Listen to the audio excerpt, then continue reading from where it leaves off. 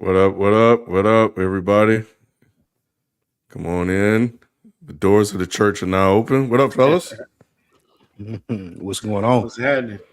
Chilling, chilling, chilling. Yeah, Man, we I was got homeless 2 seconds ago, bro. You were homeless. Yeah, man. I'm getting my house renovated, so I got it scheduled for Again? Yeah, the basement, just the basement. But I had it scheduled for me so to stay in the hotel for the next couple of weeks while they do the floors. They sanding the floors, just do the floors, that's it. But man, it was booked for tomorrow. So I'm like, man, I ain't got nowhere to stay. So luckily I got in here quick. Real quick. You got what quick? Got in here quick because all the people from the storm are coming up this way. So ain't no hotel rooms. Yeah, from Florida, yeah. Mm-hmm. Shit, it was bad air quality in where you stay at, right? From that factory exploding. Yeah, we still on we're on shelter in place now. Yeah, I saw it. It should be you too, right? You was affected, Ken? No, we were fine. Really interesting, because every time I go to work, I get that alert for Rockdale County. They're out of school for a month. They'll be homeschooled for a month. Oh my God. Yeah, it's bad. Yeah. Well, nevertheless, I'm glad everything is going well. I heard they're to our Florida listeners. Oh, hey, yeah. I ain't hide my mic, and it's still changing. I ain't even changing. Much shit as you took last week, I could have figured you went and got a new one. Man, listen, I'll put some electrical tape around something. Absolutely. Cover or something on it. I would never run. You got that mic from Tokyo Valentine. Noah, we don't know where Nick is at. Nick is normally like one of the first persons on time. Right. And yeah, he's a little behind here. We don't know where what's going on with that, but we'll check. He'll be showing up soon. Anyway, we are here to talk sports, so let's get into the show. I have by now everybody know my rule, man. Well, monkey don't stop no show. So he just texted me. He said he'd be logging in a second. Gotcha. All right, cool. Welcome to Dead End Sports, the place where sports opinions collide. With 13 years of experience, we are bringing you the hottest take and in-depth analysis. We are here to give you guys one hell of a show. And we're heading into week 6, right, fellas? Yes, sir. Yep. Hey, moving quick, ain't it? It is. I'm your host. Joining me on the show, we have Spike, FIFO, Shelton, and he popped up. There he is. And Nick is here. So yeah, man. We have a lot to cover with some breaking news that popped off today. So we definitely do not want to keep you guys here long. We know Spike has a bedtime also. Yeah, I took a nap today though, so I'm ready. I took a good little nap. I got me an old man nap in, so I'm good. So yeah, man, we want to go ahead and jump into what we got for you guys this week. Starting with, I guess the breaking news, man. Well, no. We'll get to that in a second. I'm not following the outline here. I forgot Nick hit me up and how he wanted to proceed. We're going to start with college football. The top-ranked teams like Alabama, USC, Michigan, and Tennessee all lost to unranked teams this past Saturday. Which of these teams have major issues going forward this season? Shelton, what are you seeing out there? I would say Alabama. And the reason I say that is because they lost to a Vanderbilt team that previously, according to Nick Saban, was the easiest team on the SEC schedule to beat. If you're going to beat somebody, it should be Vanderbilt. So losing to Vanderbilt, the way they lost, and then the discipline of the players, the way the players looked out there, it was kind of scary. It was scary for them. I mean, because you got some tougher tests coming up ahead. And going forward, you just hope that they can turn that around. And it's not really the offense that I worry about. It's more the defense for Alabama that looked kind of shaky. Vanderbilt had their way with them, and that's not something that we're used to. The offense was putting up points, but you got to score every time to keep up. That is not a good thing. And they're known for defense, and they got some dogs out there most of the time, and that just was not the normal Alabama showing that we're used to. So that worries me.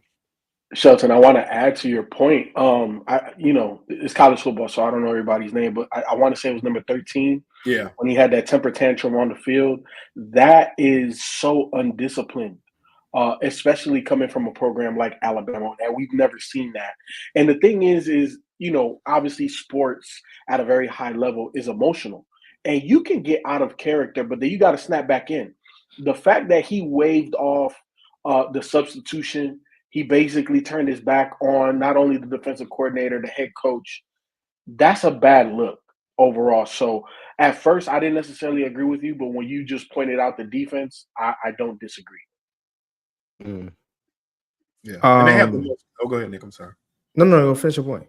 I was just going to say they have the most to prove as well. Them other teams, more was expected of Alabama, especially after beating Georgia. So that's why I say that. But go ahead, Nick. I'm sorry. But I was going to say I disagree with you, Sheldon, because who has more to prove than the defending champs?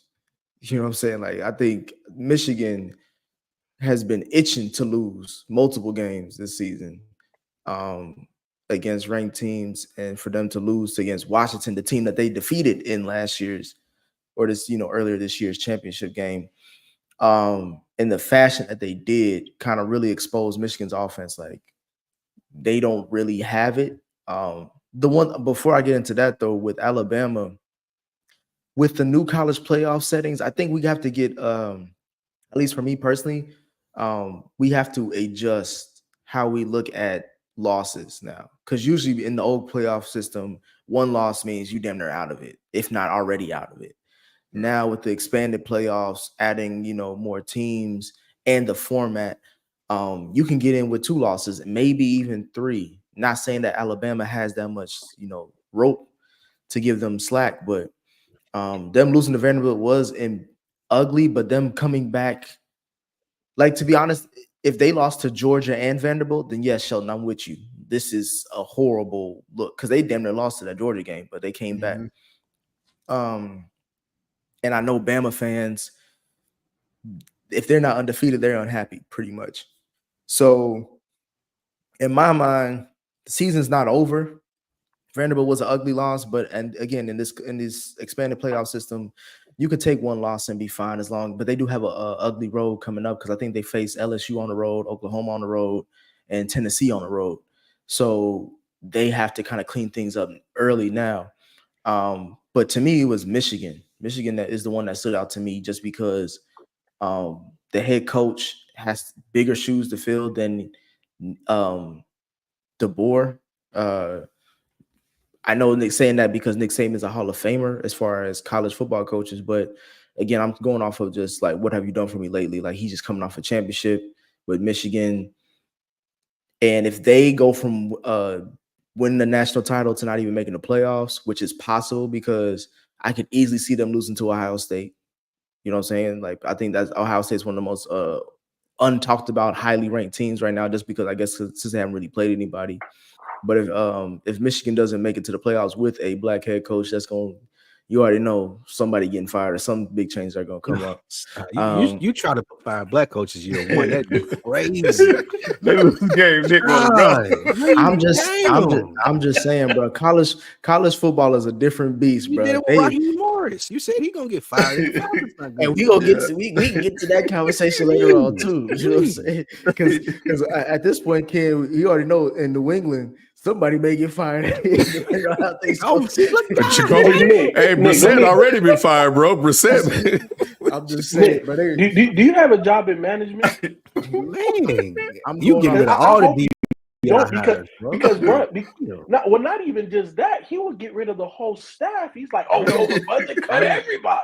wait, He gonna do everybody's Ain't job. but one David Tepper, Nick. That's the only FIFO, person. FIFO, these are that's not crazy. these are not my decisions that I want to make. This is what the streets saying. You know what I'm saying? I told you, bro. I got a direct phone line to the streets. They call me Hey, every no. week. The I would shit you say- talking about is coming from Cincinnati block. That's it. Nick Street. Them streets in Idaho, FIFO. Well, Them streets in Idaho, Nebraska, I'm sorry. Boulder, Colorado. Those are streets that he tapped into. What is you talking about? I'm sorry, but if Oh. anybody, I watch Big Ten football a lot because again, I can't, I'm from Ohio, so I grew up watching Ohio State games and everything in that conference. Michigan has not looked good at all consistently this season.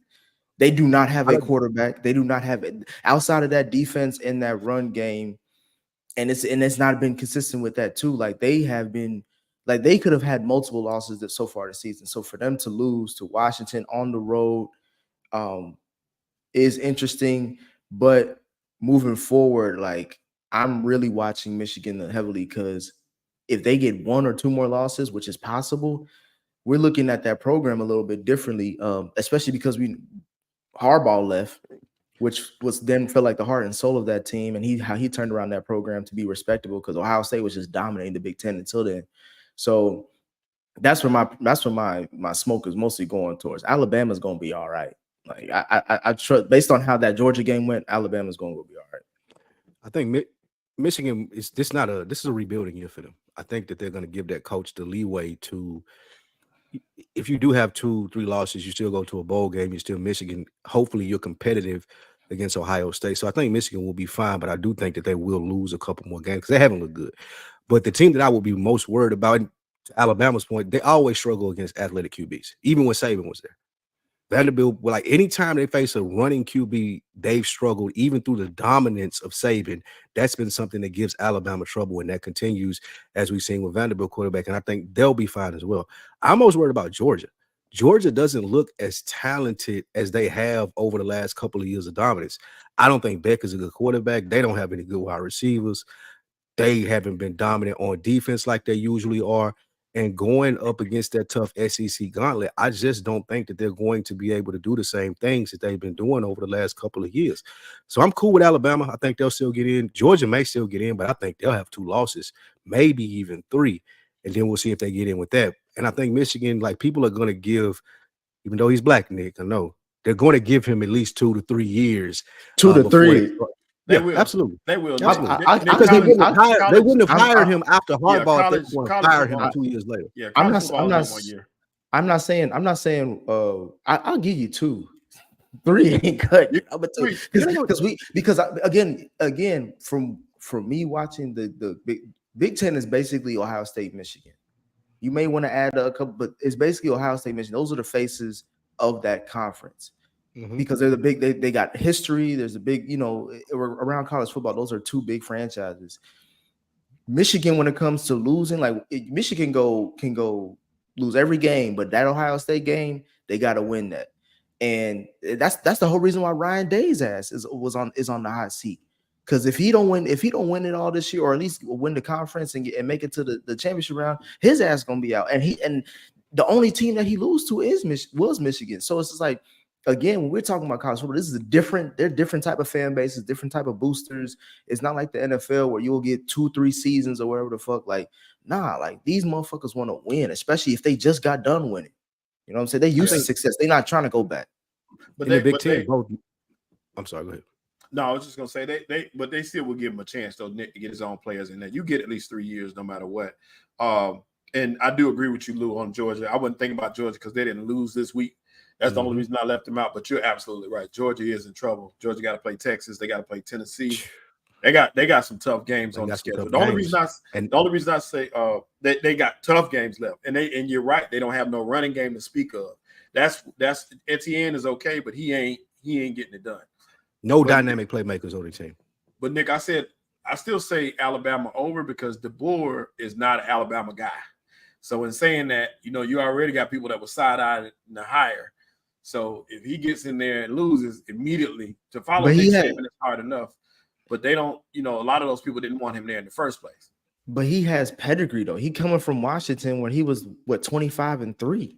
They don't care. And, you know what I'm saying? I get it. They don't care. Like I Mhm. understand. Like I went to University of Alabama, so like I Yes, get yeah, that. yeah.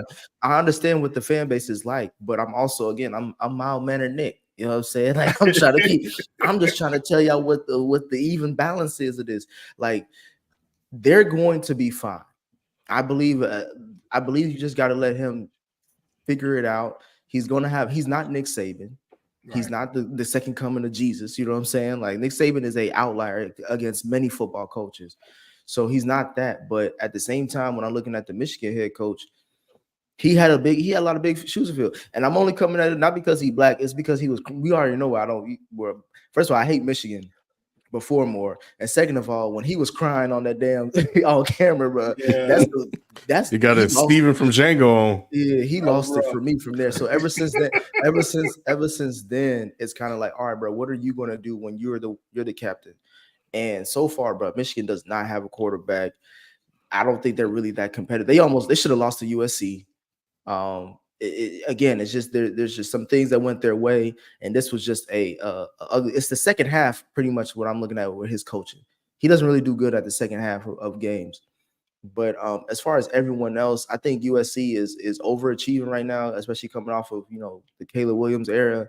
And Tennessee, I think they're dangerous, but I still feel like they're playing with house money too. And I think Bama's going to be fine. I think Michigan out of those four is the one that I feel like has the most issues, especially if you facing a team that can put points on the board.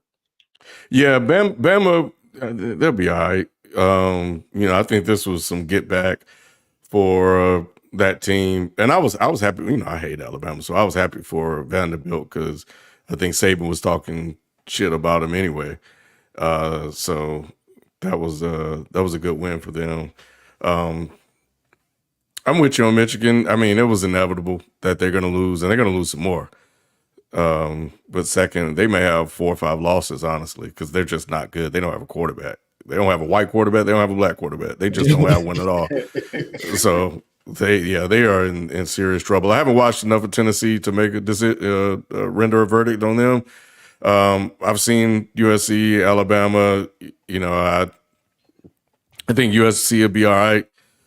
And Alabama, they'll be straight. So, but I even though Georgia didn't lose, I think they are definitely absolutely playing with fire. So I don't trust that team at all.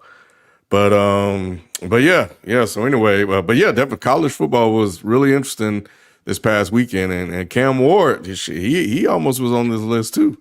I almost put Word the about question. Miami. Well, I almost put the question up because it's breaking news, so we ain't gonna get to it. But I brought it up in the chat. I was like, Cam Ward or Shedeur Sanders. That's so tough, man. That's so tough. It's not tough. It's not tough. What's the answer? Shedeur's the better quarterback. Shedeur's a much Shedeur. better quarterback. It's Shedeur. He's a much better quarterback. Shedeur, I'm not gonna Don't say say- he's don't much say better. like that. He's not Much much better. It's just that he has a higher upside, and that's what they're gonna look at. They're gonna look at the fact that Shedeur has a higher ceiling than Cam. But Cam, Why do you say that?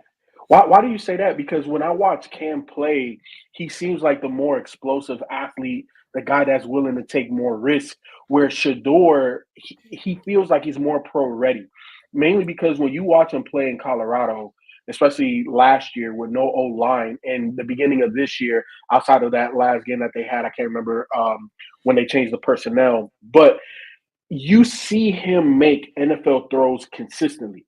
Guys right into his grill, right? He when he does move out of the pocket, he's looking to throw the ball downfield.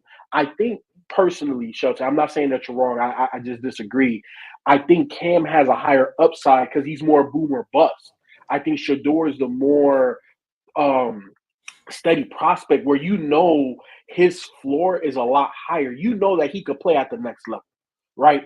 And I Cam? think You know that? Shedeur. Shedeur. Shedeur, we know Damn, he's going to Spike. be able to play at the next level, at a high level. So that's How high, we don't know. So But I that's why think we agree. Yeah. We agree there. Cam, I feel like it's questionable. Can he be as good as Shedeur? But I think it's also probable he could be better than. But that's that risk, you know what I'm saying, that you would take drafting him high. I'd rather take the more sure thing, which is Shedeur. No pun Shador intended. looks like a more natural quarterback than Cam. Cam reminds me of Anthony Richardson, like a less value version of Anthony Richardson. Anthony Richardson, we've seen him do some amazing things on Sundays, but we also seen him suck. I think you'll get the same thing out of Cam. It's like, am I going to have the coaches to develop him into a good quarterback? So a lot's going to depend for Cam where he's going to go. With Shador, he's going to be, I won't say good regardless, but he has the skill set to be good regardless. He goes into a bad situation like Bryce Young, then who knows what will happen. But if he get anything decent or above average, Shador is going to be good. We've seen the flashes, as FIFO just said, of him being a professional ready quarterback, playing with lesser talent in Colorado and still doing what he does. Like Shador Sanders he's that. Yeah, I agree with you on part of that, but Cam is closer to what we see in Jaden Daniels than anything else. And if you look at it, he absolutely is, and he followed he followed the same trajectory. Jaden Daniels started at Arizona State, and he was a questionable quarterback. A lot of people were saying he wasn't going to be a pro. He wasn't even considered what he is now. And the same thing with Cam Ward at Washington. One was at Arizona State, the other was at Washington State. Same thing. They both came out to the East, to the SEC, and to the ACC, and you're seeing them develop into what they are. Cam is closer to that than anything else. Not what we see in Jaden Daniels has a much better skill set, even in LSU, because we've seen what he did you seen what Jaden Daniels did his last year at LSU. Cam can't do that. He can't do that. I ain't gonna say Cam. I ain't gonna say Cam, bro. Yeah, Jaden Daniels had a record-breaking year last year. Like, y'all know, did y'all see his numbers last year? Is the season over yet, Lou? I understand that. I've watched Cam this year. He's not going. I can confidently say he's not going to come anywhere near what Jaden Daniels did. I ain't saying that. I'm not saying that. I'm just talking about as far as upside. Like upside is like, again, to me with Jaden Daniels is like he got drafted to a great situation. I think he got drafted in a better situation than Caleb. Whoa, that's revisionist history, my boy. Because ain't nobody had no type of let's not spend a lot of time here. We gotta get to the Jets news. I was gonna say, Ken. First of all, I was the one. I seen it. I called it early. I was like, Cliff Kingsbury with Jaden Daniels is going to shock a lot of people because of the system that he was in. We all can't shut him off. He's spewing the whole bullshit that he got off the block. Did we not all question the fact of the head coach with the Bears with Caleb and like, well, we'll see how this goes, but Caleb should overcome that because of y'all said he was the number one overall pick, a generational quarterback. So, and he's looking good so far these last few weeks. But what I'm saying is with Cam Ward, again, like FIFO mentioned or somebody mentioned, it depends on where he goes in this situation. And as far as the next level in the NFL, I could see more higher upside than Shador. That's crazy.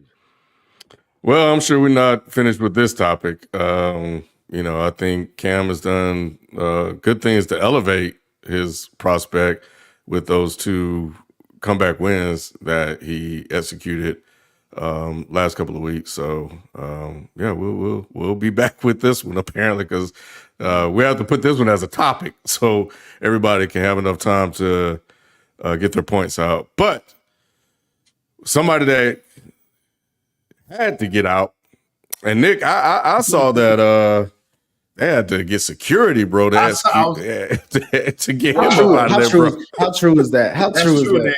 Nick, how true is that? I'm seeing that all over the place, Nick. He had to. He acted a fool. I guarantee it, bro. Well, did you hear the back? Oh, go ahead. Just but real quick, let me set it up real quick. Breaking news: the New York Jets have fired their head coach Robert Saleh after their 3rd loss of the season to the Minnesota Vikings in London, 23-17. It's the first time I think they fired a in-season coach in 20, 25 years, something like that. Anyway, okay. Was this firing too early or right on time? And the other question is, do we need to have a conversation about Aaron Rodgers? I think I'll start off. I'll say this, and y'all correct me if I'm wrong. I've heard that this is the timeline that I heard.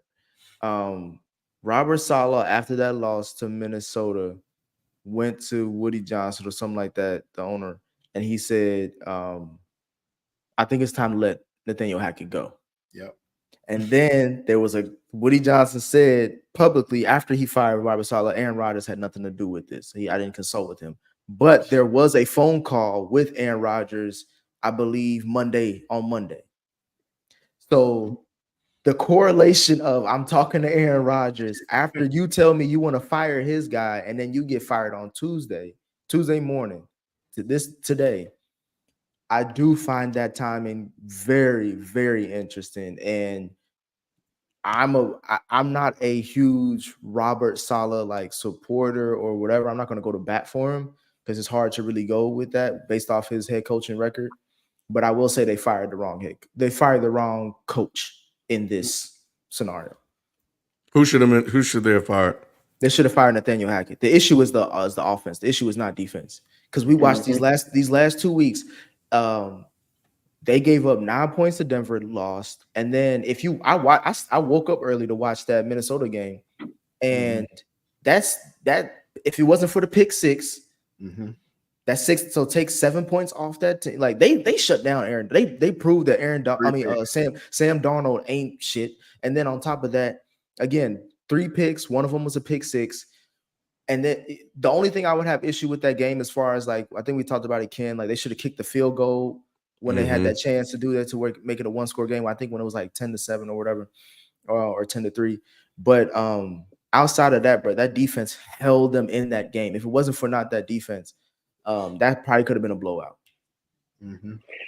So the thing about this whole question and the thing with the New York Jets, number one, I always talk about bad organizations and how they run things. And to me, this is a bad firing because when you hire a head coach, it's what side of the ball are they, right? And we know that Salah is a defensive guy, right? Like he came from the 49ers. And ever since he's been there, that defense has been on point. He walked into the Zach Wilson situation, and then obviously the Aaron Rodgers, Nathaniel Hackett thing was placed on his lap, whether he liked it or not. At the end of the day, he did his job, right? He was a leader of men. We saw him in Hard Knocks.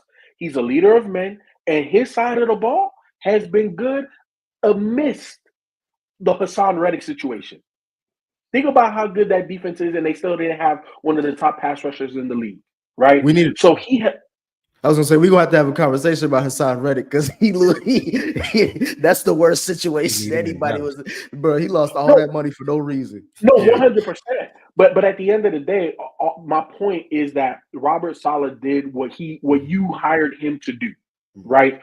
When you hire a defensive head coach, you got to make sure that the defensive side of the ball is good because that's essentially what you hired him for. The offensive side, the bigger piece of the pie lands now on the OC and that quarterback. And obviously, we know that Aaron Rodgers had the Achilles tear last year. He didn't play. Zach Wilson came in. And if you look at the numbers, eerily, they're very similar to what Zach Wilson did last year and what Aaron Rodgers is doing this year. That being said, Nathaniel Hackett, when we covered that Monday Night Football game in Denver, what did I say? Get that man out of here, bro. He's not the guy. He's not an OC.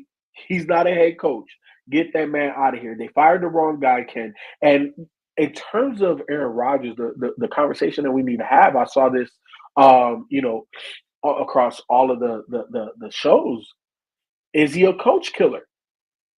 And I think at this point, we just have to call a spade a spade.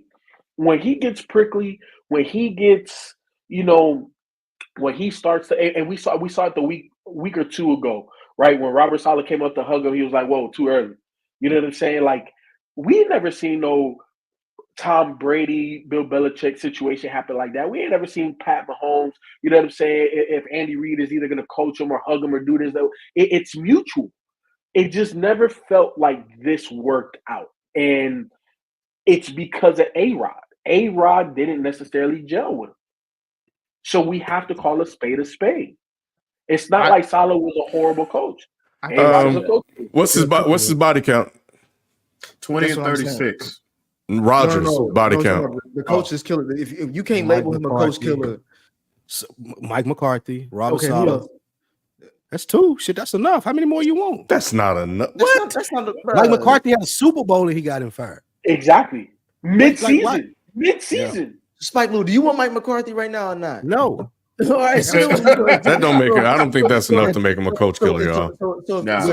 That's what I'm saying. If the Cowboys Well, okay. fire McCarthy, is that a coach killer? LaFleur had to get rid of him. Like we had to literally ship him out of town. Because now we finally got somebody with enough talent where Aaron Rodgers' weight ain't gonna hold as much as it does now in New York. So we can put Jordan Love in, and we ain't gotta listen to him, bitch, and we can go with LaFleur and Love. Like Aaron Rodgers is a coach 100%. 100%. That being said, I was just gonna say. Hold With on, that being said, go ahead. No, hold on. Before you go in, because I'm going to add to the Matt LaFleur thing. When Matt LaFleur took over, A-Rod didn't want to run Matt LaFleur's offense. Exactly. Like Spike said, he had to jettison him. Again, no pun intended. He had to get rid of him so that way he could run his offense. And we saw what his offense looks like. That's Gucci Man LaFleur out there. He couldn't be Gucci Man LaFleur with A-Rod. That was A-Rod's offense. He went to 2 NFC championship games. He won a lot of games with Aaron Rodgers. No, 100%. But that's the greatness of A-Rod. No, wait, hold on. We are not diminishing the greatness of A-Rod. He's an underachiever for how great he is. But let's be honest. Why hasn't he won more with that type of and talent? That statement right there is why people are diminishing A-Rod. Yeah. That's all people are doing right now. A-Rod's legacy is shit now. And it's because it should be though. It should be shit because of his playoff record, because of his performance in the playoff. Yep. Real quick, Nick, I just wanted to say based on what y'all said so far. Go ahead, finish. Woody Johnson, whatever his name is, the Jets owner, was put in a precarious position because he had to fire Robert Saleh because I want Aaron Rodgers as my quarterback. He made that very clear. Now, Saleh was just, as somebody just said in the chat, it was bad luck of the draw. He didn't deserve to get fired at all, but what else would the Jets owner would have done? Because Aaron Rodgers wants to run his own offense, as we just stated, and if you fire Nathaniel Hackett and you get somebody else calling plays, they're going to be a lot more strict on what they let Aaron Rodgers do, and he out there freelancing. We can see it. That's the reason that he won't hack it over there, is because I can do whatever the fuck I want to do if this dude is the OC, because I made him the OC. And then it seems like he turned the locker room against Salah, had the phone call with Johnson, and then turned him against Salah. Salah just got a bad hand. He made did he deserve to get fired? I'm not sure. They're a game out of first place. They could have played this week and been in first place in the division. And as you guys said, his side of the ball is performing. However, he is a head coach, and you're responsible for everything Both now. sides. And that includes a good relationship with the quarterback. Yeah, that's what I'm saying. I don't know if, like, it seems like, I don't know if Aaron Rodgers put a wall up or just Salah's not good at the people thing, but he just never broke through with Aaron Rodgers, and that was the problem. You could tell Aaron Rodgers didn't like this dude. Going back and forth in the media every week about snap counts and bullshit, like and cadence. This is one of the reasons. I don't. This is one of the reasons why Aaron Rodgers is a difficult person to like for me. Like he comes with a lot of bullshit. Go ahead, Sheldon. He ain't worth it no more. Go ahead, Sheldon. I agree with you, Spike, and that was the last thing I was going to add, is exactly what you said. We can't say that his side of the ball is fine. He's not a coordinator. He's the head coach. He's responsible for all three areas: offense, defense, special teams. He's over it all. And if it's not in sync, the head coach is just as much responsible as your OC. And did he have a hand in picking his own OC? Maybe not. And that was the whole thing to it as well. Woody, what you call him, Woody Allen? Woody Johnson was in it as well. He had his hand in the pot a lot, and you could kind of tell. So it may be a blessing in disguise for Salah, who was 20 and 36, by the way, in his time there. But I think that now the focus is going to go where it should go, which is on Aaron Rodgers, where it should have been from all this time anyway. Everybody was saying like he was the missing piece. He got bailed out by getting hurt early last year, but this year all eyes are on him. And he's got to make a difference, and he's not doing so. So we can't really blame anybody else after this. My thing is this, though. So for one, I look at this as like, the reason why I'm against the firing is because I know people in the chat said, Nick, you the one that picked the Jets. I still am rolling with the Jets to win the division, because if they win Monday night, this upcoming Monday night, they are first place in the AFC East, which is why I don't understand why they would fire Robert Saleh before he can prove himself in this last game. Aaron Rodgers. Because if that's the case, then I understand that, and I get that logic, but I don't understand the timing of it. If you're gonna fire Robert Saleh, at least give him a chance to be like, because if you beat the Bills, we're talking about a whole different season now, right? Because now you're beating. it goes to that point that you led with about the phone call. If my OC's feet are to the fire now, like if the phone call is being made and somebody in the chat said that they just try to demote him, not even fire him, they're just trying to demote Hackett. That still register Aaron Rodgers as, okay, I ain't gonna be able to go out here and do what I want to now. So now he makes the phone call to the owner like that he got to go this week. No, And okay, because you want Aaron Rodgers so much, you make that move. It don't make any sense from an organizational standpoint. But at the same, why the Jets are the Jets. And this is why I don't understand. This is why I try. FIFA always bring up this word, but I'll try to give context too, because it's like y'all be talking about wins and losses as the ultimate thing, but then when we get to y'all or you, Nick. Listen, can I finish? Y'all be talking about wins and losses at the ultimate thing, and then when people bring context into it, it's like, all right, it depends on what we're talking about. What's the context here on wins and losses? What's the context? The context is wins and losses. If like Shelton just said, his record is what, 20-36. Mm-hmm. But then you look at the quarterbacks he had. Zach Wilson. Robert Saleh has never drafted his own quarterback. He's always inherited a quarterback. He inherited Zach Wilson and he inherited Aaron Rodgers, right? So for me, that's like, and then he had Mike White, Joe Flacco, all these other bumfucks in between that.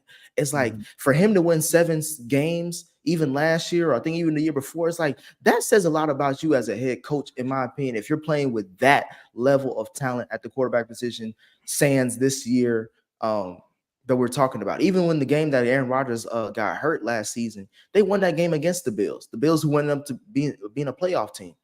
So my thing is, again, at least if you're going to keep him for this long, give him that Monday night game. I would have respected it if he would have lost that game to the Bills. Like, all right, we need to move on because because he clearly can't handle this situation. But if you win that game, we're talking about a whole new season. So now you're bringing in a whole different kind of context into it. Now the other side, even though I said all that, the one thing I know Lou said, this is hard to root for Aaron Rodgers. I do fuck with Aaron Rodgers for this one reason. He hold down his niggas, kid. If you a friend of Aaron Rodgers, you good for life. I'm sorry. That's only so he can be ahead, though. That's only so he can have control. I want to bring in I want my mediocre receiver here because I know that I can tell him what to do. I want my mediocre OC here because I know I can tell him what to do, and I'm the great Aaron Rodgers. He only fuck with you if you're going to listen to what he's saying. But hold on. I think that's 50-50, though, because when you talk about the player, it's more about trust. The control comes from the coaching. So, yes, Nathaniel Hackett, that hire is because A-Rod can control him. Yeah. The Alan Lazards and the players that he likes, who's the black dude with the light eyes that was in his wedding? Randall Cobb. For Green Bay. Randall Cobb. Like, he liked Randall Cobb because he could trust those guys. Devontae, he could trust those guys. Look, so it's different on the player side. That's not wrong, FIFO, but where I would challenge you on that is this. We seen at the beginning of the season when him and Garrett Wilson were arguing with each other. Garrett Wilson is like, no, nigga, I'm doing it right. You just suck right now, and you ain't putting the ball in the right place. Mm-hmm. None of these people that he's suggesting, because they have that familiarity with him, they ain't gonna challenge him like that. That's the problem. But we know Devontae you're right. And that's why he ain't going to New York, and he ain't going to New York, right? Well, I can say that they not fucking with Nathaniel Hackett, so I don't know what controlling is going to happen. Make no mistake about it. It seemed like he'd be the obvious interim head coach. They skipped all over him. No, absolutely not. But Nick, you are, because he's Aaron Rodgers' boy, and he's part of. That's one thing. If going off what y'all saying, if they listen to Aaron Rodgers like that, then Nathaniel Hackett should be the obvious choice, but he's not. Go ahead, they have to. But see, here's the thing that we have to look at, Nick. What you said is true. Context is everything. If Salah lost the respect of the locker room, which even if it's just half of the locker room, it's hard to be a head coach at that point. That's why you would make that move. But I think the move was made to please Aaron Rodgers. That's what I believe. That's why I'm saying now all the fingers are going to be, because he need to go too, to be honest, if you're looking at the big picture, because he's just as much at fault as anybody else. But you're right. You skip over Nathaniel Hackett, because if you make him the head coach, I would guarantee you're going to have a mutiny, because half that team probably don't respect him there either. Exactly. Robert Saleh was not alone. And it's some people in the locker room, I guarantee, pissed off that he got fired. So you got to kind of. I don't think so, Shelton. You don't think none of the players wanted him there? what I was seeing that they were looking like Salah was losing the locker room. I agree he was losing the locker room, but I'm still saying he has some supporters in that room. Yeah, I mean, it's not going to be 100%, right? But he had, but they wouldn't even let him address the team after the fire. I was like, that's kind of strange. I really would like to know what A-Rod shit right there. What behind my thing is this though, is like, again, it's the reason why I was just saying give Salah one more game.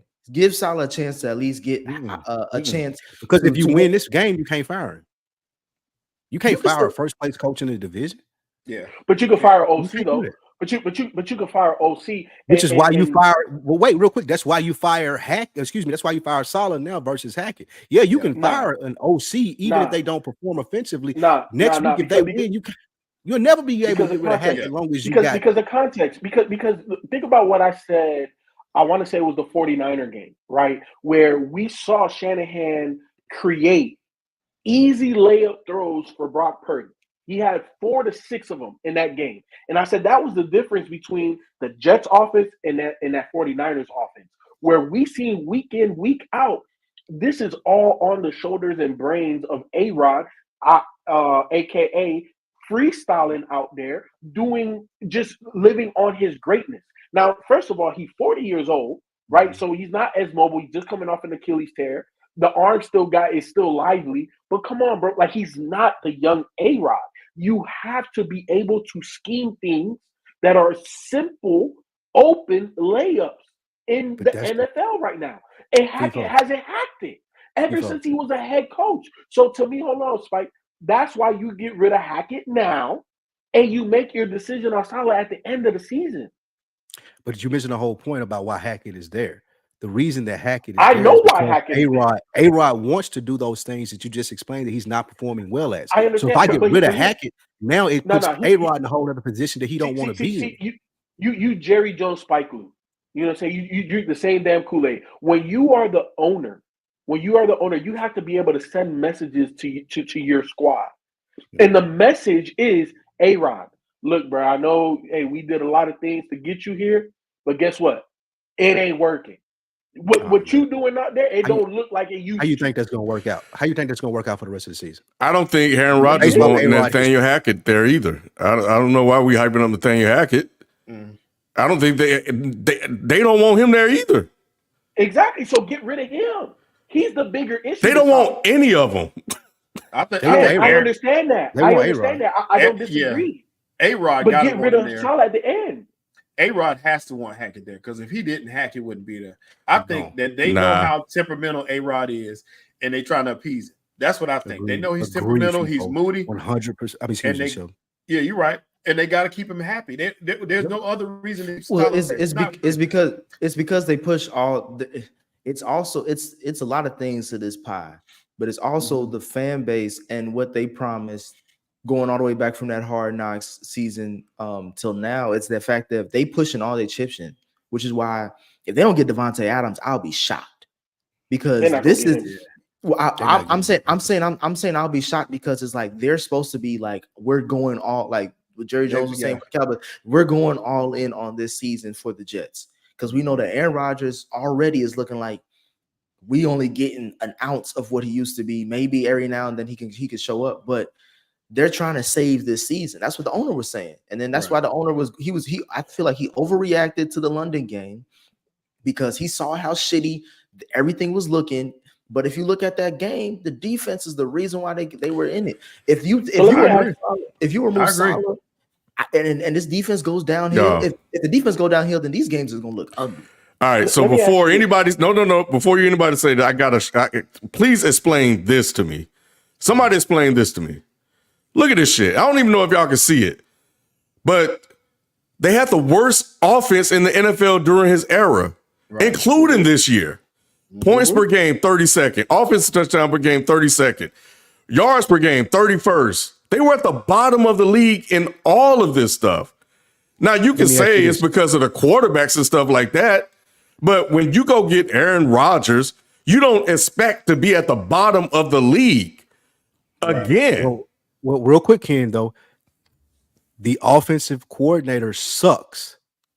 So if the offensive coordinator sucks and I as a head coach go to the owner and I realize that I'm at the bottom in all of these categories and I say, hey, you know what? I think we need to make a change.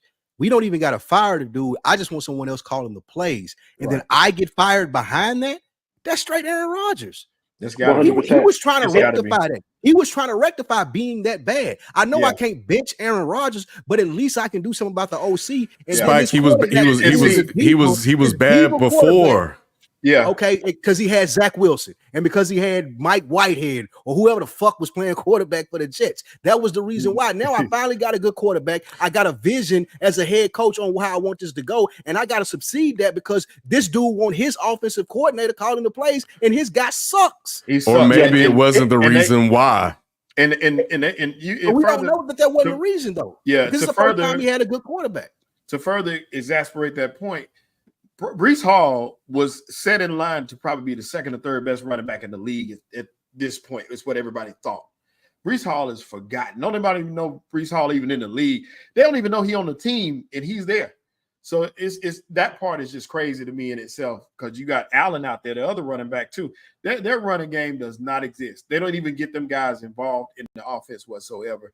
It's all offensive when we talk about the problems that they have.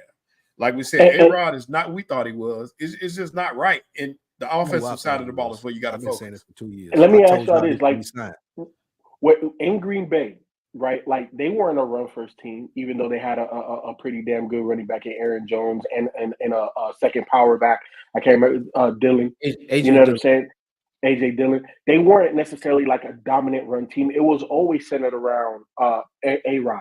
And my question is this, right? Like, where is y'all energy for Mr. Eric Bieniemy, right? Because we always talk about, especially when it comes to coaches, if you get rid of a coach, how do you upgrade? Is it worth the upgrade, right? Because you may have a coach that is so good that anybody else is a downgrade.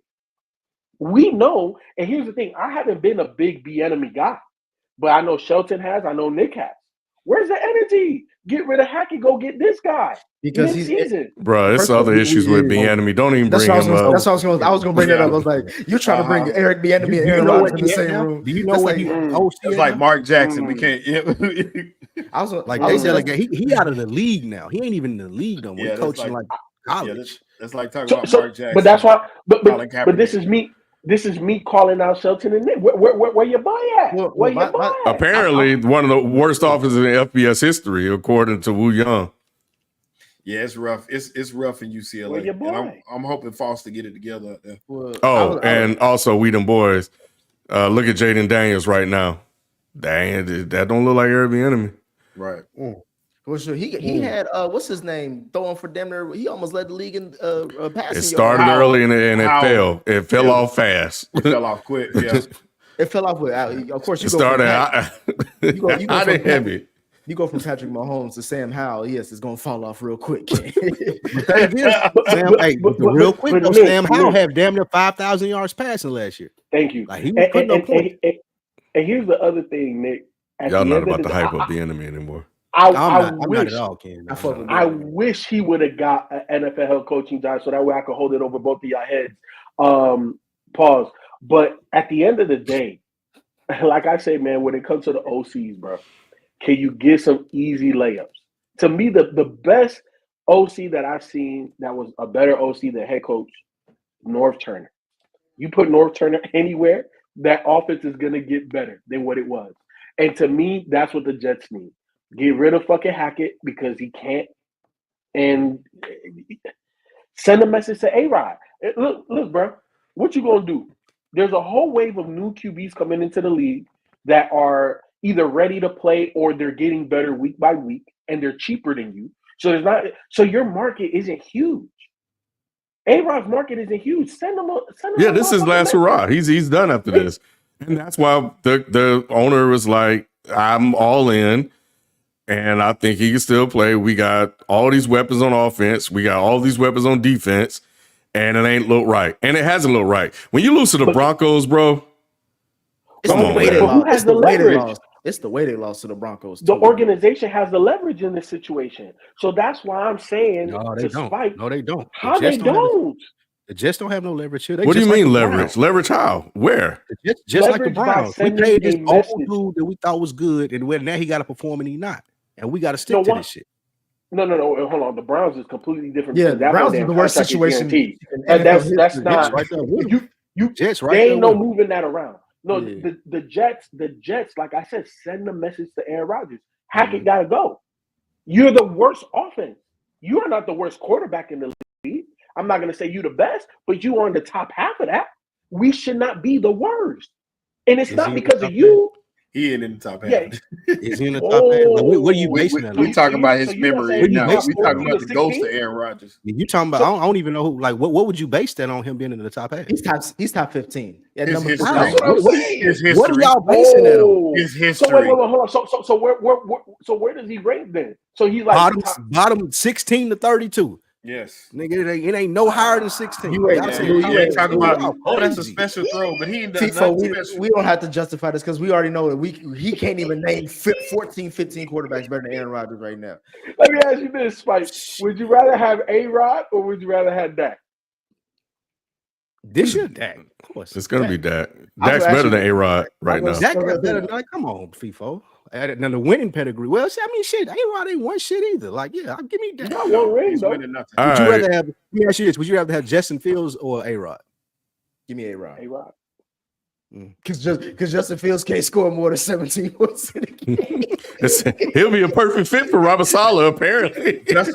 Robert can't do that either, bro. A-Rod is 15th in the league in passing this year, just so you know. Somebody That's said Sam Darnold, A-Rod. Hey, look, y'all need Sam to get off this. Y'all need to get off the Sam Darnold shit. Sam This Darnold. motherfucker he is fooling I'm taking y'all. Kyler Murray. I'm taking That's Kyler all Murray. Kevin O'Connell. People on too, Nick. I believe. I take Kyler Murray over A-Rod and Baker Mayfield. All right, look, before we get to this next question, because we're coming up on an hour, hey, it's about to, it's gonna keep going, y'all. Let's talk about it. It's gonna keep going. But before we get into this topic about this Ravens-Bengals game, we're gonna take a quick commercial break. If you guys are listening to the audio, and we'll be right back. All right, man. The Ravens, the Baltimore Ravens, won in overtime on the road against the Cincinnati Bengals, 41-38, with the game-winning field goal by Justin Tucker, who a couple of weeks ago was looking washed. Whose performance was more Whose performance was more impressive, Jackson or Burrow? And who on the Bengals deserves the majority of the blame for this loss? Y'all go first because they say I'm ducking shit. So I just want to hear you. I just want to Hey, hear we y'all go. Let me ask you one question, Nick. We gonna get the kinder, gentler Nick, or we gonna get the real Nick? Can I get the You real get, Nick? first of all, mild mannered Please. Nick, regardless of whatever Nick you go get, it's gonna keep it a bean fully, regardless. So Okay. Them beans is spoiled. Look, them beans is Mexican jumping beans, bro. You never stay in the same pack. But look, when it comes to both of the QBs, we saw two of the greatest QBs in the league right now go at it, right? Joe Burrow did have only one interception. What's his name? Lamar didn't have any. And then we saw the dual threatness of him, right? He had 300 some odd yards passing. I don't remember the numbers exactly, 4 touchdowns. And I know Joe Burrow had 5 touchdowns with 1 interception. And Lamar added, I think, like 50 plus yards on the ground. It was To a me, bad pick, though, FIFO. It was a bad pick. It was a bad pick. But at the end of the day, it counts the same, right? I know. It was You bad. just said it like it didn't matter. Yeah. It mattered a lot. It mattered. No, it mattered. It mattered. I'm not saying that it don't. Okay. We're just juxtaposing the games, right? Just make sure context was there. 100%. I appreciate you, Ken. But I think definitely Lamar had the better game between the two. But I think the biggest issue here, and I've been calling for his name for a minute now, Zach Taylor. Absolutely. Zach Taylor. Bingo. That he has been the issue, an underlying issue. I'm not going to say a glaring issue. He's been an underlying issue now for some seasons. And I've been one of the few people calling him out on that shit. Zach Taylor is not creative. Zach Taylor is mediocre at best. And to me, when you have a franchise quarterback, which is top 5, top 3, top 2 in the league, depending on who you ask him. You don't go run. You like you don't do that. You don't that didn't I call for Nathaniel Hackett's head when he was in Denver? They went and got Russell Wilson and they didn't go for it on 4th and short. These are the type of decisions that a head coach has to live and die by. And the thing is, especially in this NFL now, you got to be aggressive. That decision got Salah fired, but keep going. Yeah. But Salah didn't show any progress. I didn't mean to revisit that. I'm just saying. No, it's cool. No, because I'm not even gonna stay there. No, but even with Dan Campbell, right? Everybody on this panel except for me was always questioning why is he always being aggressive? Because it's a mindset. But at the end of the day, he has shown every single year we are getting better. Salah has been flatlined, and at the end of the day, Zach Taylor is going downward. Zach Taylor isn't getting what's their record right now? 1-4. 1-4. You think they're making the playoffs? You with a franchise QB, with a number 1 guaranteed wide receiver, with a number 2 that looked like a number 1. You just drafted another one. You have an above the fray tight end. The O-line's still shaky. You have an all-pro DN. You have a very solid defense, and you're 1-4. And Salah's the one that got the boot when he's a game away from first play. Man, get that boy Zach Taylor up out of here, bro. At the end of the season, Nick, if he still is a head coach for the Cincinnati Bengals, that y'all ain't never winning nothing. I agree with you 100%, FIFO. Lamar was definitely the better quarterback in the end because he was the one that was left standing in the end. And I also agree with you about Zach Taylor. That last series, Nick, let me ask you a question really quick, Nick. On that final drive, when you saw Lamar fumble that ball, how high did your spirits go up when he fumbled in overtime? And how it wasn't high spirits. It was more of a shock because I'm like, I thought the game was over by that point. You know what I'm saying? Mm-hmm. And then when he fumbled, I was just like, oh, okay, this is interesting. I'm shocked that he fumbled in an easy ass spot.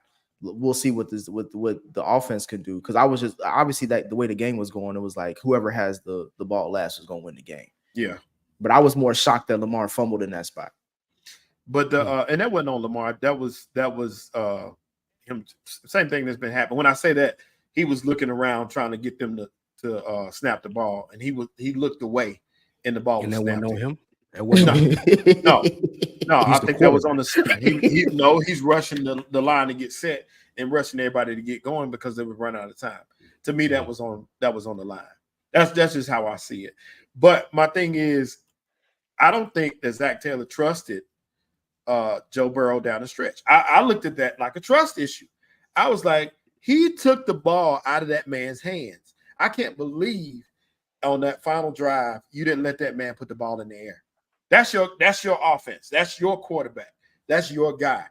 And you don't do that. I don't care if he threw a pick, I don't care nothing about that pick at that point. At that point, you let Joe Burrow do what he came here to do, which is win this game. He took it out of his hands, ran the ball 3 times, played it safe, and missed the field. It was not even close. And I look at the head coach for that. I looked at, you get away from what got you here, which was Joe Burrow. And to me, that's just unacceptable. And like I said, that showed a lack of trust to me, which means I wouldn't trust him.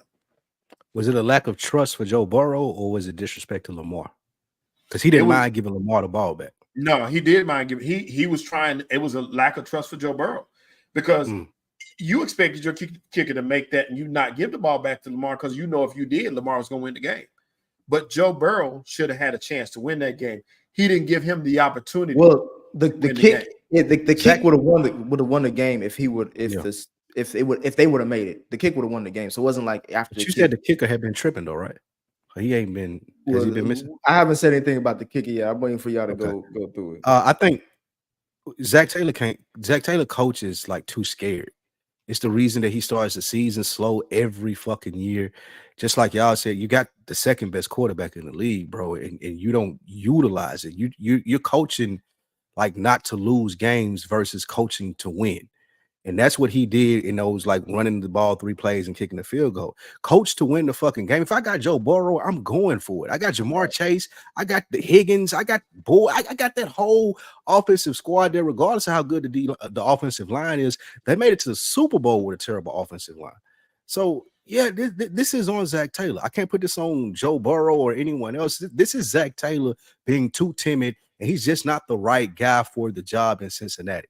Like, they have all the pieces, and they've wasted their window with Zach Taylor and someone who's coaching to be, I don't want to lose versus I'm going out here like Andy Reid and I'm trying to win the game. And that's Zach Taylor's biggest problem. For me, I'll start off by saying this. If Joe Burrow doesn't throw that pick, the game looks a little bit different. However, that didn't cost him the game because we saw what cost him the game. It was the botched field goal attempt.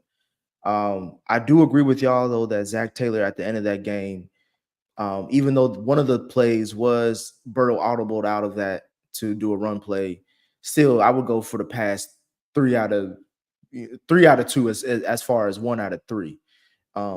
Especially with how the game was going. It was like the Baltimore couldn't stop anybody. Neither one of those defenses could stop each other. So that was a horrible defensive game, but it was a great offensive game to watch. As far as who had the more impressive performance, it was Lamar Jackson. He had 2 plays that we're probably going to be looking at the end of the season as far as like one of the plays of the year. But Joe Burrow played his ass off. And so that's why it's kind of like it's hard for me to say wholeheartedly that this is on Joe Burrow just because you throw 5 tutties for 400 yards. It's kind of like, and your defense give up 38 points. But then again, I say at the end of the day, he threw the pick that gave Baltimore a chance to get back into the game. My thing with how that game goes, Ken, it goes back to when we was talking about Cincinnati versus Texas Tech. I don't trust kickers these days. I don't give a fuck, especially if they represent Cincinnati. Fuck all that shit. If you in Kansas City, if you in Dallas, if you in Houston, I'll trust y'all kickers. Even though San Diego, whatever, I trust y'all kickers. When it comes down to Cincinnati, it's just like for some way, somehow this season, we have found ways to lose games, and we've been in every single game. It's been 1 possession or less. And somehow, some way, we've been losing games. And that goes back to what FIFA was talking about is with coaching. So we kind of are aligning with that as far as like, at this point, Zach Taylor is becoming more of an issue. But going into the season, I wasn't thinking that, but looking at how, again, starting off 0-3 multiple times in the season, the defense looking like it just – Lou Anarumo gave him a lot of props back in the day, but it looked like we may need to make a change somehow, some way with that. The reason why I'm looking at this as far as if the defense comes up with a stop or even something, like giving up 41 points, the Ravens scored more than the whole Cowboys Steelers game alone. Like, they're historically bad. And the offense, y'all giving up 30 points the last however many games. Y'all scored 30 points, but still lost in the last 4 games. Exactly. We're the 5th. We're a top 5 offense with a 31st ranked defense, scoring points allowed per game. It's like there's nothing that Joe Burrow really can do. He's playing at an MVP level, but you're not going to hear him in the conversation because they're 1-4. And these are down to the margin type of losses, which means it goes to coaching. If it's 3 points or 1 possession or less, it goes to coaching. I will say Burrow lost us the Patriots game. He lost us the Chiefs game because of the fumbles and not throwing a touchdown. But in these last 3 games, if you want to blame Joe Burrow, that's fine. And again, like I said, that pick brought the Ravens back into the game. However, if my quarterback throw for 400 yards and 5 tutties, we're supposed to win that game regardless. Because the Cowboys, unless he throws an interception at the wrong time. Yeah, but Ken, that didn't decide the game. You know what I'm saying? Because you can say the same thing about Lamar's fumble.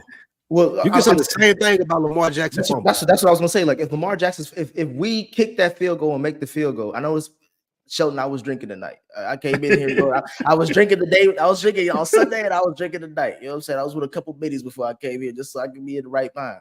If Evan McPherson makes that kick and they win the game, we're having a totally different conversation. This is more about Lamar Jackson and the Ravens and how the Bengals tied up their record, and we're talking about a whole new season for both teams. But since the Bengals lost, you looking at everything that happens this season. You're looking at how, like, what the fuck is going on? How are you this dominant on one side of the ball and that shitty on the other? And who's the biggest to blame? And I have to go with, there is a piece of pie that belongs to Joe Burrow, but I'm also going with the head coach at this point, because moving forward, I'll say this: if they can't beat the Giants this upcoming Sunday night, season's over. What was the score? What was the score? What was the score when he threw the pick? What were they up, about 10-7? What was it? Nah, they weren't up by 10. It was 30 to 20. It was something like, it was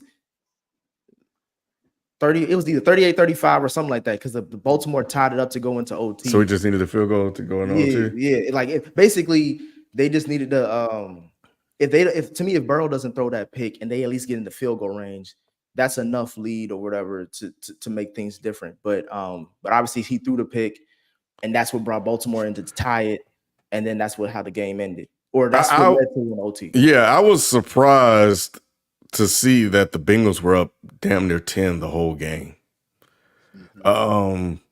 Statistically, he played well to win the game, and it looks great. But it ain't how or many interceptions sometimes you throw, is when them you throw them. Yes. And that was the thing with Tony Romo. Like, he always would get nailed for that.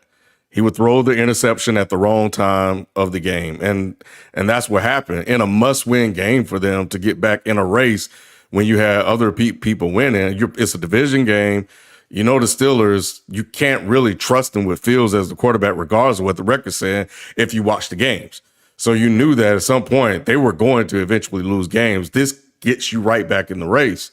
And then you got to look at OT. Like, I can't say Zach Taylor got conservative if one of the three plays that we're looking at was actually a run and Joe Burrow audible was a pass and Joe Burrow audible to a run. He didn't call 3 straight runs.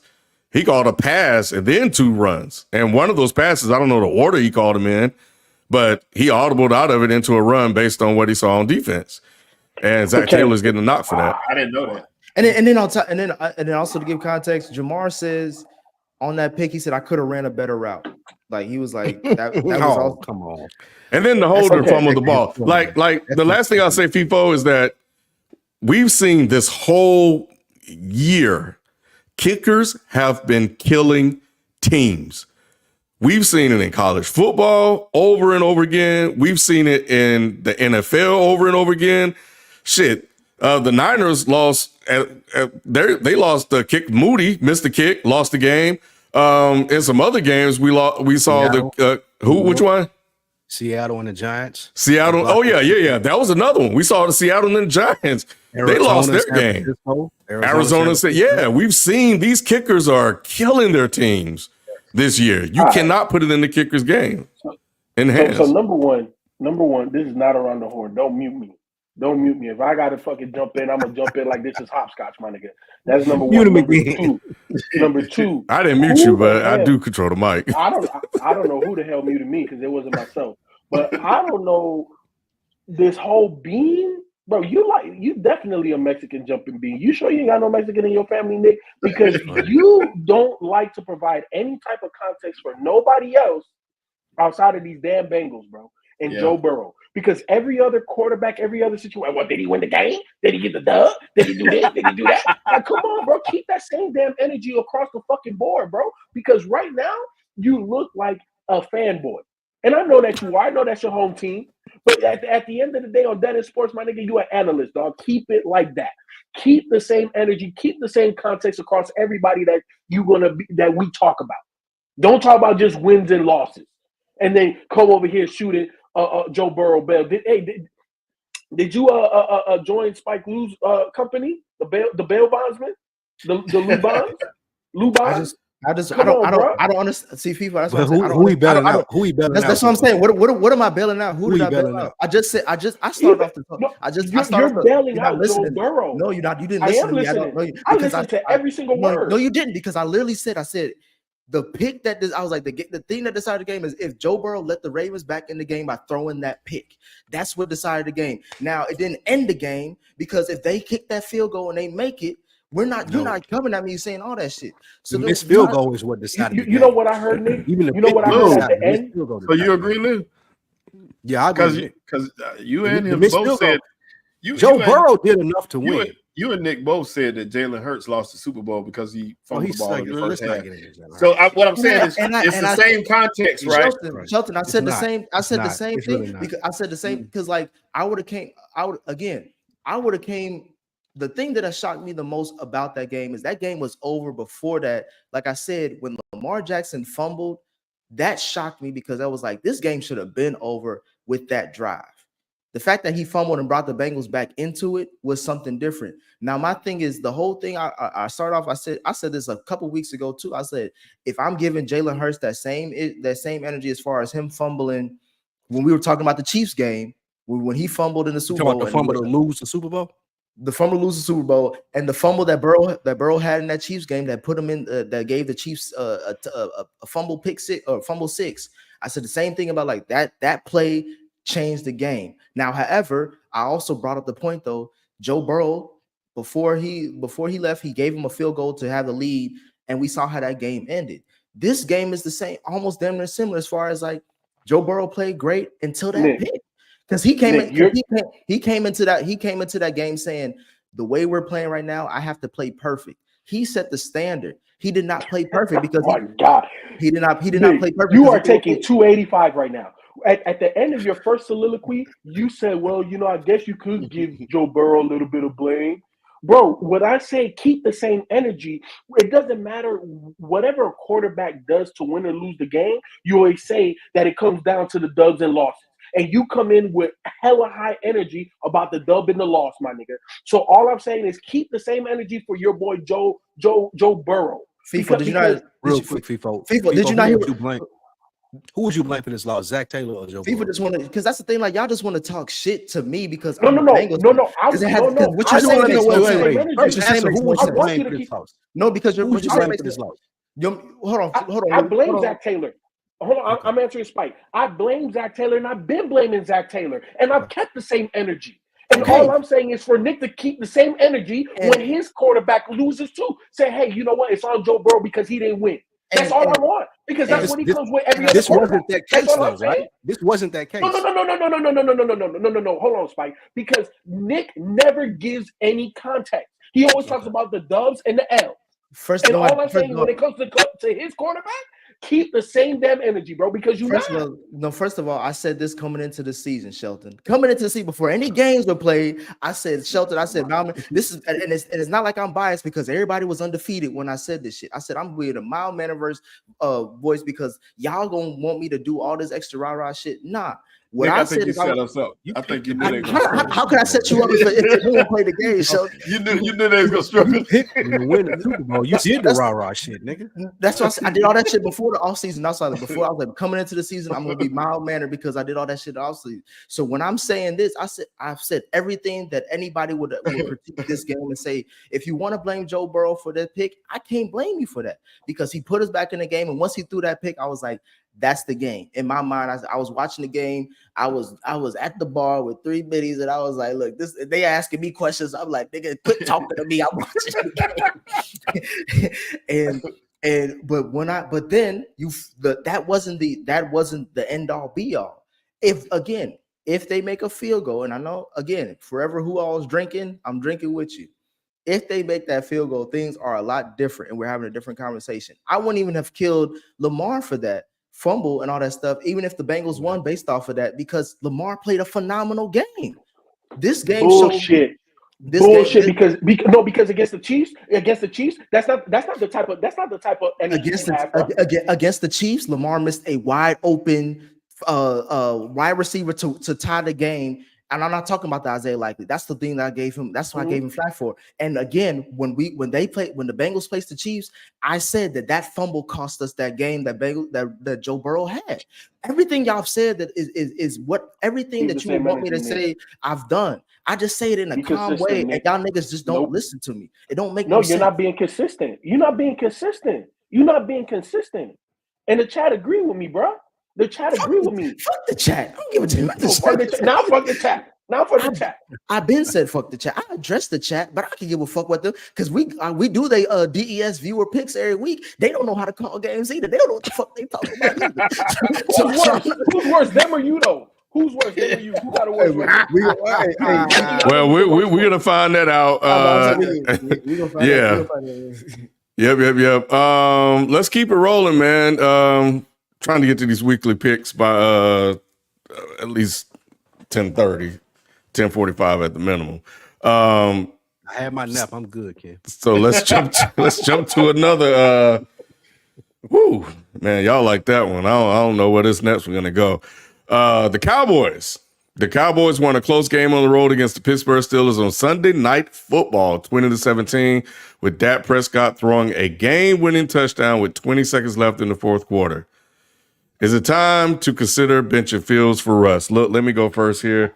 I've been giving the field. I'm not even going to say nothing in terms of like my take.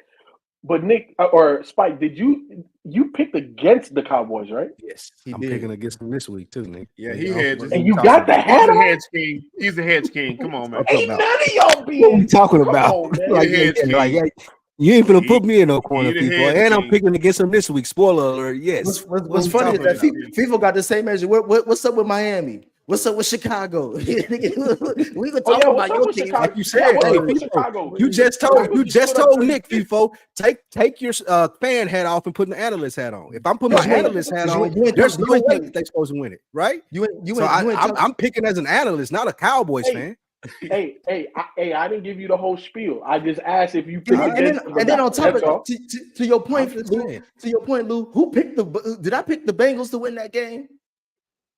Did you? I don't know. No, I did not. We all picked Baltimore. So what are you talking about, Yeah, FIFO? My analyst says all the time. Okay.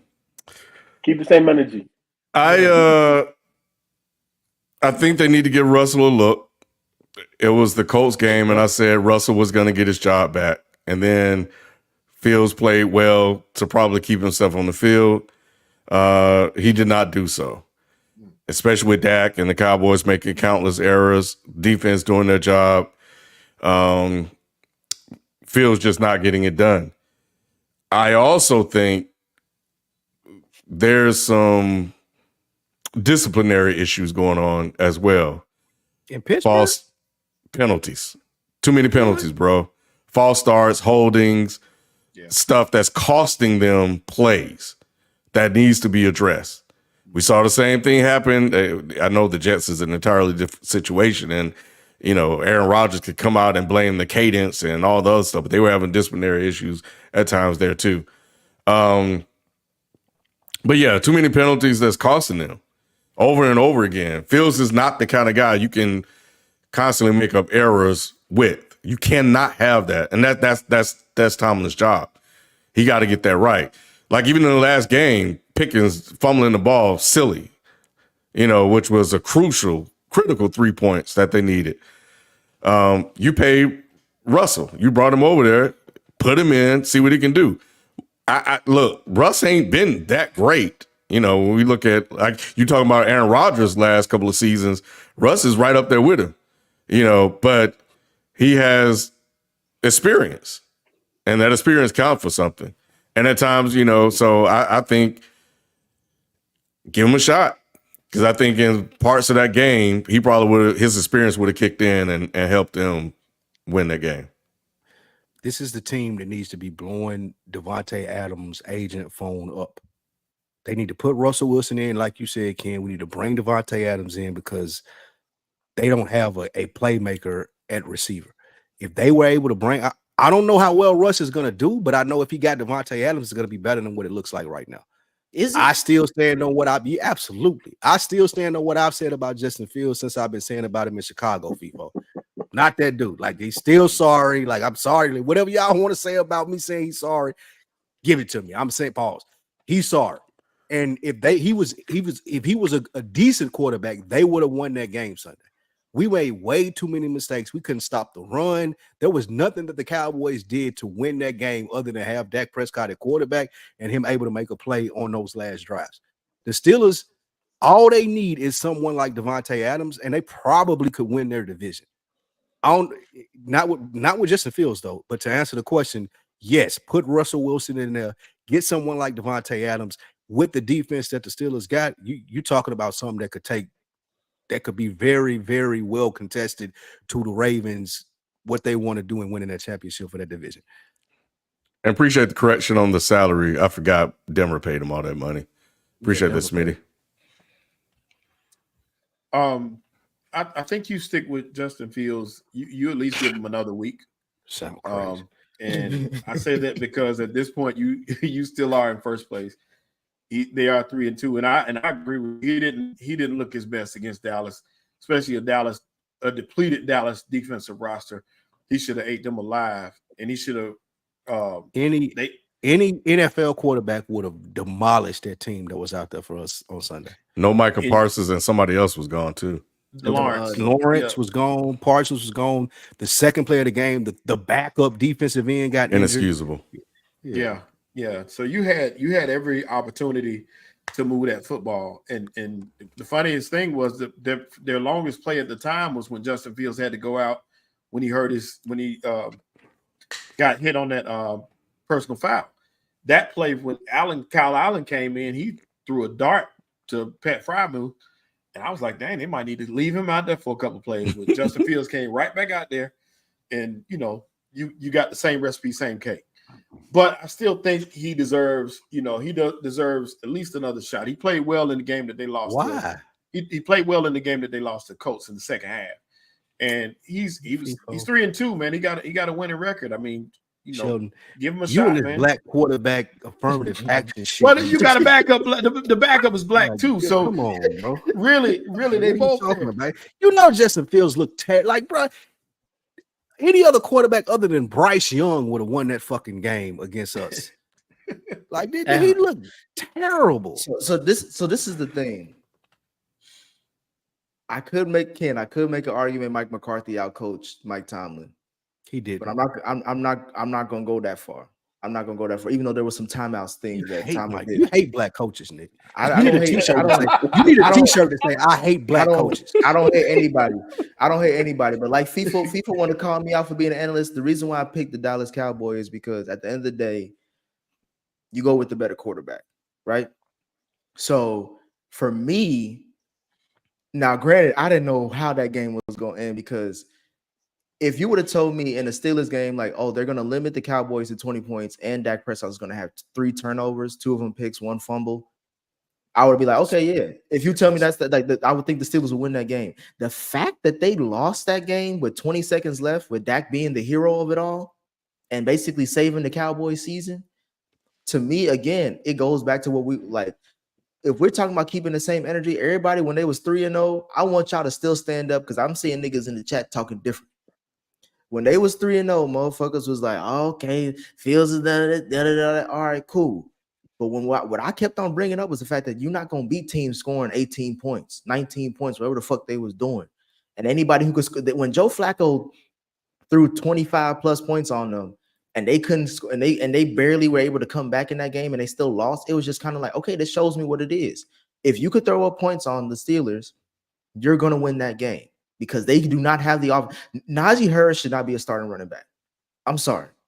And as talented as Najee Harris, I'd rather, you might as well put Medea in that uniform, and I think they both run the same. Najee Harris, the George Pickens may be talented, but this quarterback situation, this quarterback room is not going to show you that. So, he making me look like a fool. And if you add Devontae Adams, that's a hell. He going from the Raiders to the Steelers quarterback room.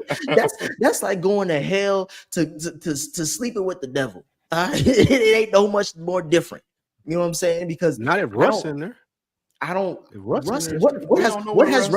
has Russ shown me? What has Russ ain't never had a receiver like Devontae Adams? Lou, the same energy you have for Aaron Rodgers, why do you not have that for Russell Wilson? Mm. Because what has he shown since that Super Bowl that will give you any encouragement? Russell Wilson isn't destructive as Aaron Rodgers is. Okay. He's not, but he's not as good either. He got Nathaniel Hackett fired. They about the same. And he was so Russell shitty Wilson and Aaron Rodgers is the same right now. So then you have no. So based off of that, you would say they have no hope at quarterback because they both washed.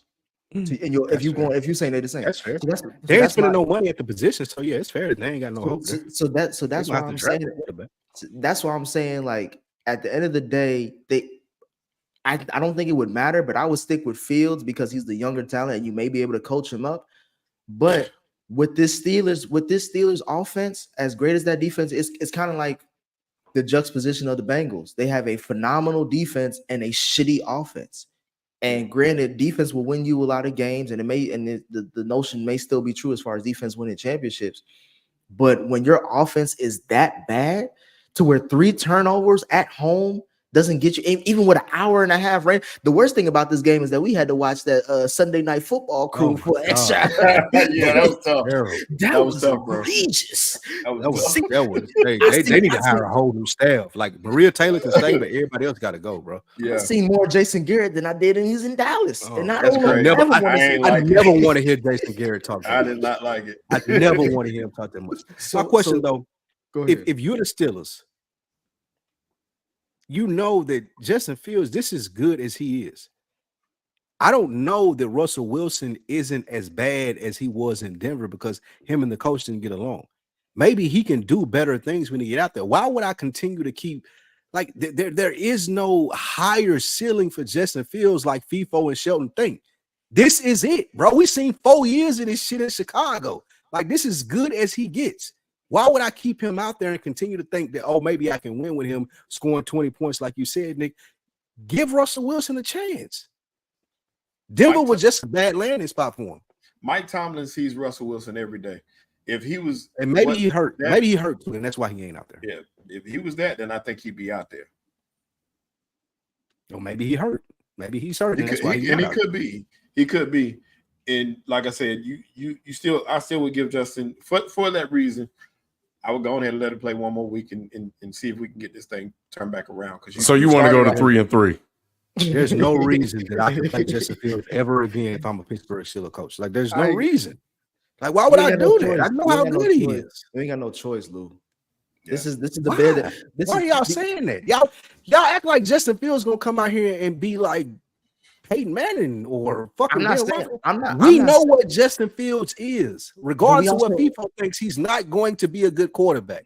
Like that. That's it, bro. This is what you see is what you get. We've seen 3 to 4 years of this. I don't hate him. I just don't think I don't understand when people tell me, "Oh, Justin Fields has potential." I'm like, bro, he's been in the league 4 years. This is what he does. Nothing's going to change. He's not Sam Darnold. Lou, if this was like the Pats where you have Drake May in the background, or like the Falcons where you have Michael Penix, I'm with you. Put the other guy in. But the other guy you got right there is Russell Wilson, who's basically a 10-year older version of Justin Fields at this point. So it's just like, what do you acting like putting cheese on it? Yeah, like putting cheese on a sandwich is gonna make it taste better. Y'all talking about a man that got a Super Bowl ring. Went to 2. He should have 2 Super Bowl rings. Who would be talked about as being in the Hall of Fame if they didn't lose that second Super Bowl due to a dumb play ball by Pete Carroll. And Lou, my answer to you is the Bengals should have won that game against the Ravens, fuck the Bengals. But they didn't. So y'all doing Russell Wilson dirty. Y'all putting him in the same field as Justin Fields is insane. What we're saying today. Yeah, we're saying today. We're not saying career-wise. Today, Russell Wilson is obviously a diminished version of what he was, right? Like, you had to see him quarterback. This was in Denver. We saw him last year. This is a head coach that didn't even like him. He got hurt, y'all. We saw him in Seattle. We saw him in Seattle the last couple of years. Spike. Okay, playing under coaches that did not want him. Even the last years in Seattle, they did not want him. In Denver, they did not want him. At the end of the day, not everybody ages gracefully. And he didn't. You can't say that about him now. Yes, we can. Say that. You know why we can? We have. Even last year with Denver, he was winning games.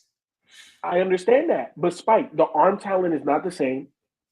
Remember, at one point in time, Russell Wilson had arguably the best deep ball in the game. Pause. He had the best deep ball in the game, right? He doesn't have that same level of touch. He doesn't have the same escapability because he wasn't Kyler Murray quick. You know what I'm saying? He was just quick enough. And like I said, everybody don't age gracefully. He's not able to evade defenders like he once did. Matter of fact, defenders are bigger, stronger, faster now than when he first got into the league. And the schemes are better. People, I need to see that happen in Pittsburgh. I can't go off of what happened in Denver. Shit. I need to see that happen in Pittsburgh. That's the reason they signed him. You know what wisdom is? Is experience. And it's what your eyes tell you. And I know what my eyes tell me, and I know how much experience I have as an analyst analyzing this stuff. Russell Wilson is a shell of what he was in his prime. He is a 10-year-old version. He is a 10-year-old older version of what Justin Fields is today. I agree with Nick. Smitty, I want to say the reason why the play calling has been conservative is because they have to be. Fields not a good quarterback. And the first 3 games I'm watching, it was like they're limited, it looks like, in what they could call with Fields out there as quarterback. They just managed to win 3 games straight. And they play the Raiders this upcoming weekend. If they can't beat them, bro, it's hey. They got to beat the Raiders. There were times when you seen Justin Fields go up to the line Sunday night versus the Cowboys in a depleted defense, and he was legitimately confused. And that shouldn't be happening at this stage in his career. That won't happen to Russell Wilson, FIFO. That's what I'm saying. So you need to give Russell Wilson a chance, just even based off his experience. Yes, he had a bad showing in Denver. I understand that. You're right. However, this is a better situation in Pittsburgh. He's supposed to have better weapons. There's supposed to be better coaching. Yes, he looked like a shell of himself in Denver, but I haven't seen that in the regular season in Pittsburgh. He should be able to process information and make better choices than Justin Fields is. Justin Fields don't got that. Like he doesn't have that. We seen that in Chicago. We seen it here over the first 4 games when Ken just talked about how simplistic they had to make the playbook. It's time to give Russell Wilson a chance to do the things that they need a quarterback to do in Pittsburgh. Last point, people. We'll go to the next question. All right. So when Russell Wilson first got into the league, he was a 3rd-round pick that nobody expected to start, and he beat out 2 experienced quarterbacks, correct? Yes. When he first got drafted to Seattle. And you mean to tell me this guy that has not aged gracefully by my account can't beat out Justin Fields? That says something, Spike. He got hurt. What are you talking about? If he was that hold on. If he's that much better than Justin Fields, they wouldn't have. As soon as he would have been healthy, they would have inserted him into the starting lineup. Is he healthy? If he was that guy, he's dressing. Is he healthy? He's dressing. Is he? Who knows? Yeah, he's doing he's a full practice participant this week. This week. He's been dressing. Second team. So then why is he not named the starter? Because if you are that good, look, this is football now, and we're talking about one of the greatest coaches to do it. Yeah. If they felt that he was context, FIFO, you talking about context, bro? Yeah, you're missing the context. Yeah, you moving the goalpost, FIFO. Shout out to Q in the chat. He beat him out. It just so happened that he got hurt, and they had to name Justin Fields. When did he beat him out? Because they named him the starter as soon as they traded. When he got hurt, they named him the starter. That's when. What I'm saying is they named Russell Wilson the star, or more than likely the starter once they traded for him. Yes, right? and then he got hurt. I'm saying, I understand that. I understand that. But what I'm saying is, when you are the guy on your team, even when it is a foregone conclusion, when you are healthy, you're the guy, and that's not necessarily the case here. Why is that? When as a rookie, he beat out 2 experienced quarterbacks. So all I'm saying is, okay, he's not healthy. FIFO, he won the job, but he had a calf injury. He hasn't been able to play. It's really that simple. You can look it up everywhere. It's everywhere. You trying to act like there was some conspiracy. He got hurt, bro. I'm not arguing FIFO's point. My thing is, regardless if he's healthy or not, I'm gonna give him 2 this week and next week. If he don't start this week, then they say they want to give him extra week to rest up. That's fine. All I know is that if he doesn't start within these 2 weeks, even if he does start within these 2 weeks, I don't think it's gonna be much different. I don't think it's going to be much different as far as that offense, because especially because we're forgetting Arthur Smith is the OC for that offense, and I don't think he's that creative as OC. I just don't think it's a coincidence that after that game, Russ is about ready. So anyway, the Houston. Shout out to Dak for getting for proving that he a top 10 QB. He came through with the clutch, Lou. he jumped on the football to save the football. He did. He did everything he could to lose that game. But he was trying his fucking best to lose that game. And he cut up that defense. At the end, he was like, "Okay, y'all gonna make me win. Okay, I guess I'll go out and do it." Right. Another guy that started off hot and they're struggling. We're gonna go to the Bills. The Houston Texans won a close game against the Buffalo Bills at home with the game-winning field goal, 23-20. Between these two teams, which one is a true contender? Which one is a pretender? What you say, you guys? Bills are pretenders. Texans contenders. Absolutely. What you think, Lou? Go ahead, Lou. I would say the Bills. I think both of them are contenders. I can't make a decision. I think from what the Texans showed me and what they have with CJ Stroud, they're a contender. And the Bills are in the weak. The Bills play in the weakest division in football with the Jets. I don't believe in the Patriots. I don't believe in the Dolphins because they don't have a quarterback. So the Bills could definitely get a top 4 seed in the playoffs, have a home playoff game, go on the road because they got Josh Allen, and get to the AFC Championship. And then who knows what'll happen from there. So the Bills are definitely contenders because they play in such a weak division. And the Texans, because CJ Stroud is so good and the talent that they have on offense is so good. And I love their head coach and the defense that he's building. The Texans are contenders too, not to mention that they play in a weak division. So both of these teams are contenders. It just depends on how Josh Allen decides to show up on a weekly basis. Is he going to go 9 for 30? Or is he going to go 11 for 17 with 100 yards rushing and 200 yards passing? Why haven't we seen more conversations about this man going 9 for 30? Or did I just miss it? Great white height. He get white man pass. Somebody in the Reddit thread. Hey, bro, Lamar Jackson went 9 for 30. It would be all type of things. Somebody in the Reddit thread said he threw for a tour date. I'm telling you, bro. If Lamar Jackson had gone 9 for 30, it would be a crazy conversation. Yeah, all the sports talk. I'm gonna say this: if you want me to be honest, the Bills are pretenders and the Texans are contenders. However, there's a part of me that says, do we need to have a conversation about the Houston Texans? Because if you're looking at their schedule from what they've done so far, because you were bringing it up with Kyle brought this up with the Chiefs as far as like who have they really beaten.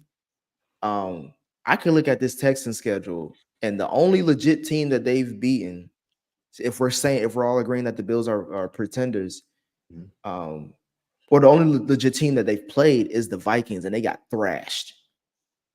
Now they play the Patriots this week, which they should win, but that Packers week 7, they're on the road in Green Bay. I'll be curious to watch that game, and I'm only bringing that up because the games that they've been in, they don't win convincingly. Like even with this Bills game, that came down to if Josh Allen wasn't concussed and still trying to and Sean McDermott was coaching like he was concussed to end that game. He got a permanent concussion. Like and then now you talk about Nico Collins being hurt. I don't know what his status is. Joe Mixon is ever since that first week. Joe Mixon's been out. Like this team is a little.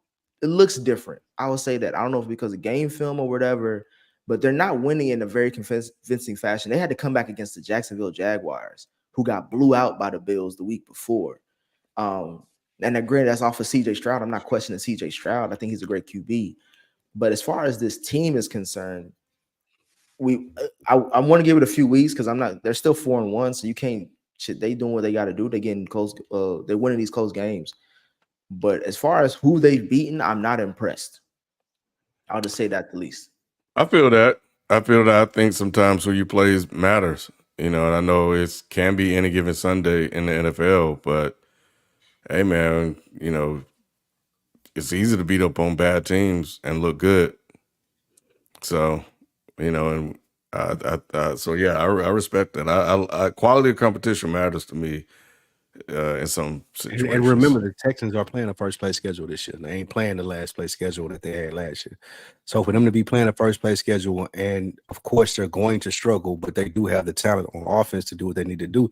And CJ Stroud has still showed up. Yeah, he struggled. You're going to do that in your sophomore year, as far as the position that he plays. But I'm not worried. He's that good. Well, I'm not worried about him. Like the glimpses that he shows in the games, he'll struggle sometimes, yes. But then those plays, like the bomb that he had to my man, the number 12 for them, like Nico Collins, he's the real deal. Yeah, that first. Deal. Did you watch the second half? Yes, you talked about first half. Did you watch that second half? Because it didn't look the same. And on top of that, against the Bears at home, it was 19-13, but that was a Sunday night football game. We all watched that. That didn't look that great either or that convincing. That's all I'm trying to say is that. And some of y'all saying won, though. It's the same thing we talk about with the Chiefs. But I can't. If I'm keeping the same, it looked terrible, but a good quarterback find a way to win those games. But if I'm keeping the same energy, remember when those Vikings and those Eagles teams that we talked about that they was winning games, close games, and it was like, well, as long as they win, that's all that matters. I'm like, bro. Again, I'm giving. Good. I'm giving again. Eagles quarterbacks aren't good. Well, I'm giving the Texans the benefit of the doubt because again, they're 4-1. They're only one game out from probably being the number 1 seed in the AFC outside of Kansas City. But at the same time, from who they played, like their schedule, like you look at their next few games is cupcake games outside of that Packers game. They face the Pats, then they face the Packers, then they face the Colts again, and then they face the Jets. Well, their biggest challenge will be the Jets, Lions, and Cowboys, that run of games. But outside of that, I don't the teams that they're facing as far as what we consider playoff teams, because we don't consider that with Patriot, New England, or Indy. I'm not going to really judge them harshly on that. But for this Packers game coming up on Sunday for week 7, that'll be something I'm looking at. I think CJ Stroud is good enough to where even if it's 10-7, if it's 9-8 or whatever it may be, and they do just enough to win the NFC South, the AFC South, the worry about him is a similar worry that you would have to Patrick Mahomes is, all right, now I'm in a playoff game and I got to win this one game. Is my quarterback better than your quarterback? And there's not a lot of quarterbacks better than CJ Stroud. So I will feel very confident if I'm the Texans, even if I just win 9 games and I get in there, CJ Stroud can win this for us. He's that good. Well, I think it's important to, I guess with them playing a first place schedule, a tough schedule, you got to win these games, even if they don't look right. So you got to stack the wins for when you get to some real tough opponents that you may end up losing some of those games. But at least early, you're building chemistry, you're building, intestinal fortitude. Like when you get in those situations against some of these elite teams, these better opponents, you can call back on that experience. So speaking of Green Bay, did y'all see that horrible interception Jordan Love threw to the safety? Yeah, for a pick 6. Yeah, that's y'all guy, man. He still won that game though, like Lou said. He came back in. That's the thing about it. They won. And y'all keep. He was giving it to him. Y'all keep. Yeah, that's it. Heavily paused. Y'all keep on talking about this first place schedule with the Texans. I'm not seeing it, bro. I'm just going by what Lou said. I don't know. What he said. It's the first place schedule. They were first place when you go into the next year, you have a first place. Look at this. Look at their schedule, Lou, and tell me if that's the first place for the rest of it. Because the only teams that I see that are even legit again is the Packers, the Lions. I mean, the Chiefs and the Raiders. You don't have your opinion on it, but factually, it's a first place schedule. They won the division last year, bro. That's fine, but I'm just saying their division is cheeks. So most of their teams in their division, they're gonna have to play twice, which there should be easy wins. There's only 4 teams throughout the rest from now until the end of the season that you would say are legit playoff contenders. Everybody else, you would say they should easily win those games. And I'm including the Cowboys and the Jets within that. All right. Last topic. I'm sure this will be quick. The preseason has begun, and before we make our season predictions, which team are you most excited to watch going into the new NBA season? Start with FIFA. FIFA might be the only one He the only talking. one that know. He the only one that know. There are a couple teams I'm excited, mainly because some of the new additions that are on there. So I'll start off with Denver. I think Russell Westbrook gets a lot of flack, but he's arguably top 5 greatest point guards to ever grace this earth. I think his decision making and mentality that gets him in trouble. But you look at Wait, his history. Russell Westbrook play for Denver? Yeah. Yeah. Lou out the loop, boy. Did he say Westlake or Westbrook? He said Westbrook. That's why I was really Yeah. confused. I was like, "Damn, well, we still Yeah. talking about football, or he talking about Russell Westbrook?" No, Russell Westbrook. He's Yeah, with Denver, Joker's so I'm gonna hit him in interested. his mouth by mid-season, bro. So my turn now, FIFA. You said one. Let me say the next one. Then you go back to you. Okay. No, I got one. who you got? Now go ahead. I name mine after yours. Mine is easy. I want to see this Knicks squad with Okay, we Carl got the Anthony same. Towns. Yeah, Carl Anthony got the same. Towns. I really want to see what it's going to look like with him in the fold. I don't think he's the addition that they were missing, but him and Bridges, I want to see what they do together out there on that court. You watched the preseason game? I didn't. I missed that. They faced your Hornets. I missed it. I missed it. I didn't see Was it. Cat playing? Yeah, Cat was playing. Everybody was playing. Mine would be like as Sheldon said, like I don't love the NBA often, but when the Knicks are good, the NBA is better. And I want to see That's just your Carl perspective. He ain't lying. Right. He ain't lying, people. I'm gonna Hey, tell you that. Okay, I so want that's to you I and want Nick's to see. perspective. I want to see what Cat looked like in New York with Brunson and how that whole thing works out. That is what I'm paying attention to the most in the beginning of the NBA season. The Knicks with Cat and how that whole thing plays. I'm not gonna say the obvious team. I'll say it's a team that it's a redemption team. I'm looking at Memphis. I want to see with Ja Morant. Like I think Ja already hurt. He got hurt today. He already hurt. Like, it's over already, nigga. It's just an ankle. It's like it's a minor ankle thing. Yeah. I was thinking that Lou when I saw it, but I'm like he'll be back. But I feel like because of the whole thing what happened with Ja's antics and his injuries, people have really written them off. But if with the squad that they have, I could argue that they're still a top 5, top 4 team in the West. But they have to prove that this season for me. Yeah, I'm looking at Memphis this year. Some people are saying San Antonio with Chris Paul and Wemby and stuff like that. That's whatever. If you want to help Lou go to sleep, put that game on. What are you talking about? You don't even need So see, this Chris is the Paul reason ain't why I have to be here for basketball, because y'all takes be crazy, especially Nick. Now, San Antonio is one of those teams that I'm interested in seeing because we saw what Wemby did. Wemby did something as a rookie that we've never seen done before. You know what I'm saying? And then now we're looking at CP is old as hell. But every time CP goes to a team, guess what happens? They go to the playoffs. So I would love to see Wemby in the playoffs. And I don't know Did that work in Golden State? Before out of the ranking of league pass teams, from 1 to 32 or however many NBA teams, where is San Antonio for you? Between 11 and 15. They're up there, Lou, because Wemby's gonna make some plays. He's must see TV. I'm just saying I don't care about Chris Paul with that. I do care about Wemby and Stephon Castle. I do want to see Castle and see what he can get done, because I heard that he's been looking pretty nice. I hadn't watched much preseason, so I got to see. But yeah, I'm with you, FIFO. Yeah, what about the top rookie to look out for? Stephon Castle is one of them. No, Rob Dillingham. I'm about to say Minnesota. If Minnesota, I mean, he's a Kentucky boy, so you never know them. They can pop to be superstars. If Minnesota, the only way that I feel like the trade with the Knicks could really work out well, depending on the development of that kid out of Kentucky. Because if he blossoms and it's him, and if Julius Randle buys in, they could be a dangerous team in the West again. But I think that's the rookie that I'm looking for. That's the rookie that I'm looking out for. Connect with the Lakers will be a steal too if LeBron don't get in his way. People, you got one more before we go to my bad show. No, I'm good. Okay. I'll just say Paulo, the Magic.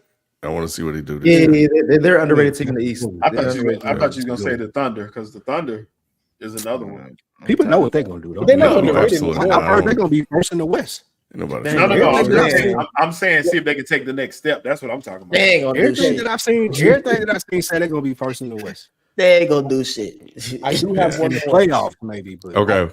I do have one more. I don't know if y'all seen it, but skinny Zion look different. I knew he was going with the I Pelicans. want to see New Orleans.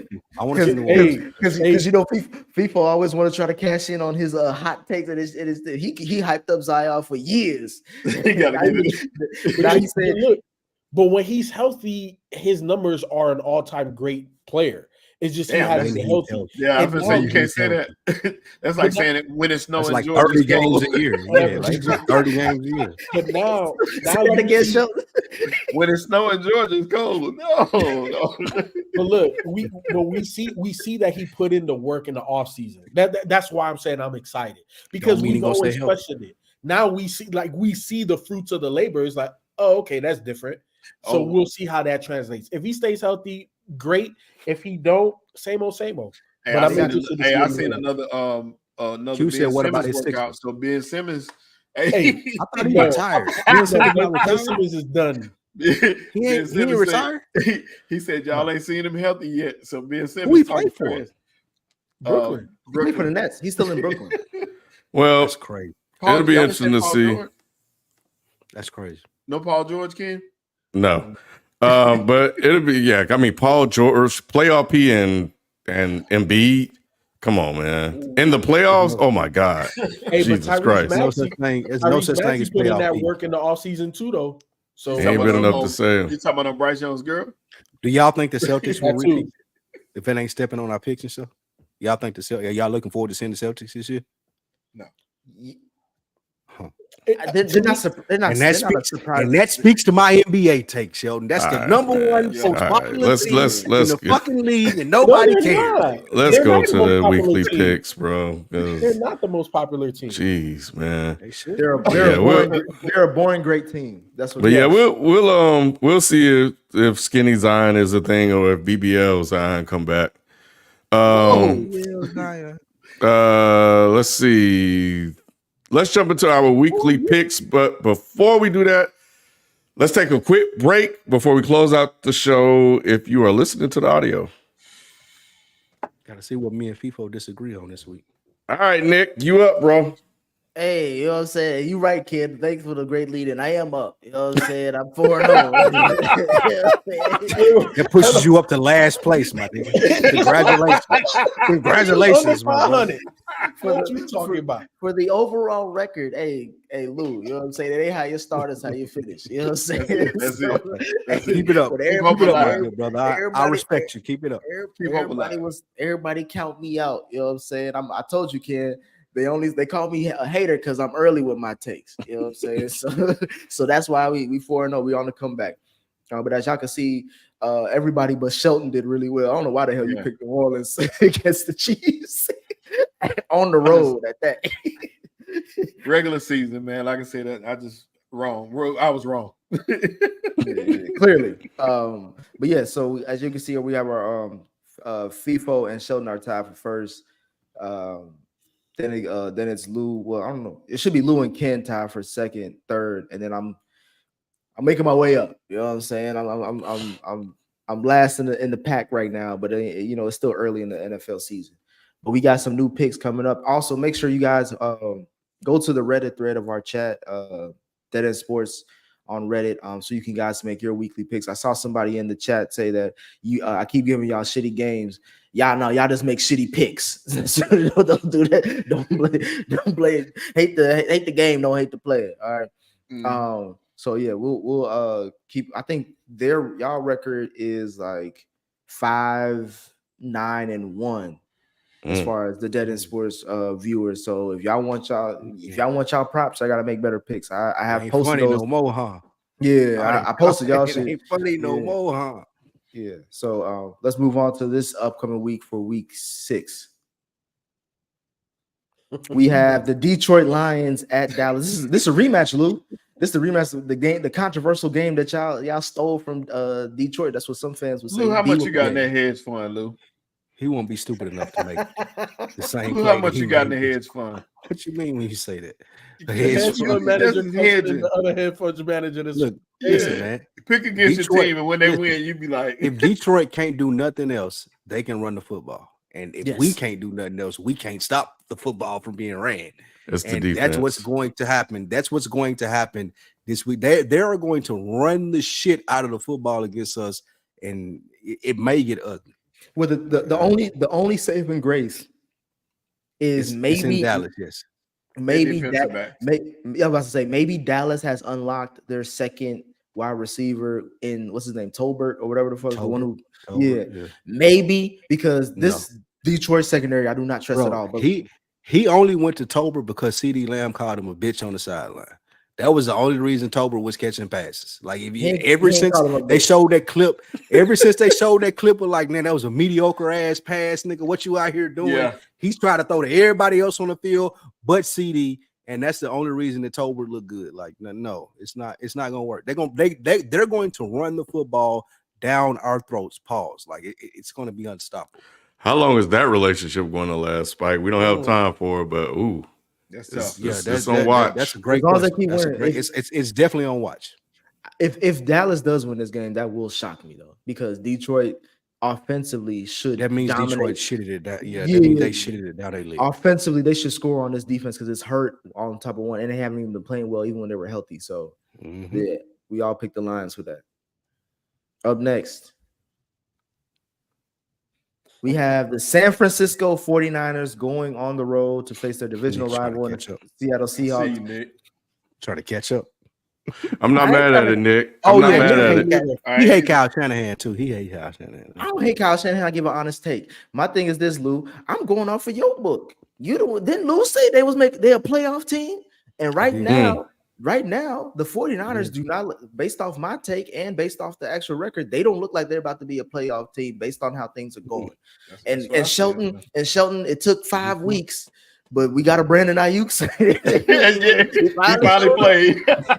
And it's And he still was, good enough. you know what I'm saying? He was good enough to give him an L. So to me, if San Francisco losing to Arizona, if they lose to Seattle, that's ugly for them in the division race. I will say this though, Brock Purdy's playing well, but it's not enough. it's Hey, not enough. did y'all see Kyler Murray get him the peace sign 43 yards? Yeah. Yeah. So he wasn't even Hey, passing man. out of scrimmage. It was like, I'm out. that was disrespectful. Kyler Murray been all right this year, man. No, he hasn't. They got lucky they won that game. Come on, Spike. I've been watching. Like, you put me on to the NFL Plus. I've been watching all the games, and Kyler Murray has been all right this year.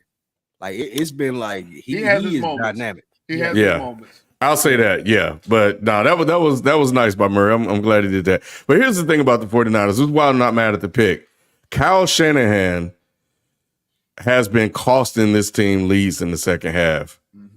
And it's just his coaching, his decision making, calling a pass at the wrong time versus the run versus the pass, and in bad situations. That game last week they should have won. They had 3 turnovers in the second half, 2 by Purdy. But the most egregious one was by Jordan Mason in the red zone when he fumbled. That could have probably sealed the game. Purdy's first interception was off a deflection. The defender jumped up, tipped it. He caught it. That happens to all quarterbacks. The second one, I blame Purdy a little bit for this because Kittle was running wide open. It looked like, if I remember correctly, on a drag or a dig. And he was holding the ball, looked like he was trying to go downfield, and the blitz came and he didn't see it and he got hit, and that was another interception. But he's also doing too much. Like, he's playing well, but all this scrambling around and all the extra stuff he's doing, bro, like, what are you doing? That's what Like, he do though. That's what makes him. He's good. doing that. He's been doing that a lot more since the playoffs. He's starting to feel himself just a little bit too much. They lost one game because Moody missed the field goal. They lost Moody in that last game, which cost them because Purdy started doing too much again, and he got a fumble. You don't have a kicker. You lost yards. It was a penalty before that. You lost yards. Now you're out of field goal range, and you didn't even have a kicker. And then Shanahan went for it on 4th and 23, which he still no shot at getting anyway. Punt the ball away and play defense. Y'all the one calling him Glock Purdy. That's you the reason why he feeling himself. But look, I don't disagree. This was one of the hardest picks for me. And the only reason why I went with San Fran is San Francisco has Super Bowl aspirations, and this is a must-win in a divisional game.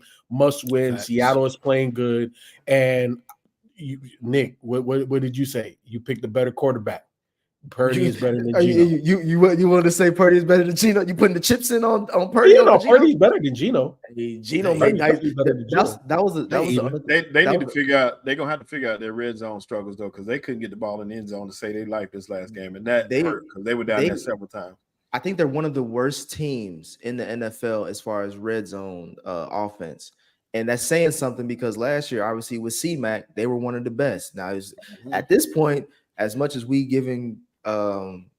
say that Brock Purdy has to go off of the Avengers and be successful, it may be Kyle Shanahan. Without C-Mac, how successful is he? Because they've been losing these games. So you mentioned that C-Mac, the 49ers need to be brought in front of Congress as far as how they lied to everybody about C-Mac. him being like they need to be questioned by fucking Congress. He was This nigga been hurt. out the whole goddamn season, and they ain't say shit. Hey, bro, he may not play football again. That's how serious. crazy. That's great. That man They went say from nothing. he went from nothing to one little ankle to the whole calf to both legs. Hey, bro, He if was you're shut going down. to Germany, to get treatment, like it's over, bro. Like, Bro, what they we say he talking has he said, I don't know what the exact thing, and someone please correct me wrong, but like it's like chronic arthritis in both knees. It's like both of his knees are like damn near done. That's insane. It's something that I've never heard They of. ain't tell nobody. But we got our cue from the producer. Up next, we have the Buffalo Bills. This damn near may be the game of the week. Really Buffalo wrong. Bills going to New York to face the Jets. Well, they're staying in New York facing the Jets. As you can see, me and Ken on the same page. So we got to see. I'll say this. This is Aaron Rodgers. This is also an Aaron Rodgers legacy game, but this is also that I'm trying to prove FIFA wrong game based off of me. Because this nigga said that Josh Allen with that squad is better than Aaron Rodgers with his squad. And this is the man who's Mr. Roster Man. He said whoever got the better roster should win games. I'm going with the Jets. They have the better roster, as we saw with Buffalo, not with Josh Allen's performance in Houston, where he couldn't even throw 10 completions. This and Aaron Rodgers coming off a firing of a head coach, he has to win this game, especially in front of the New York crowd. Yeah, I picked this before the firing, so I don't know what's going to happen. But I will say the reason why I lean to the Jets is because I don't think these receivers are going to be able to get open on this defense. Mm-hmm. I stand with FIFA. Okay. I just gonna say real quick. I think that Josh Allen is going to have a hell of a game, bouncing back on the 9 for 30 performance against the Texans. This is who he is. It's the great white hype that they hype him up to be, and he's going to embarrass Aaron Rodgers out here. Yeah, I picked this before the Salah firing as well. You know, my take on head coach firings, it energizes the squad for about 2 to 3 weeks. Then they come back down to earth. If A-Rod is going to salvage anything, this is the game that is a must win.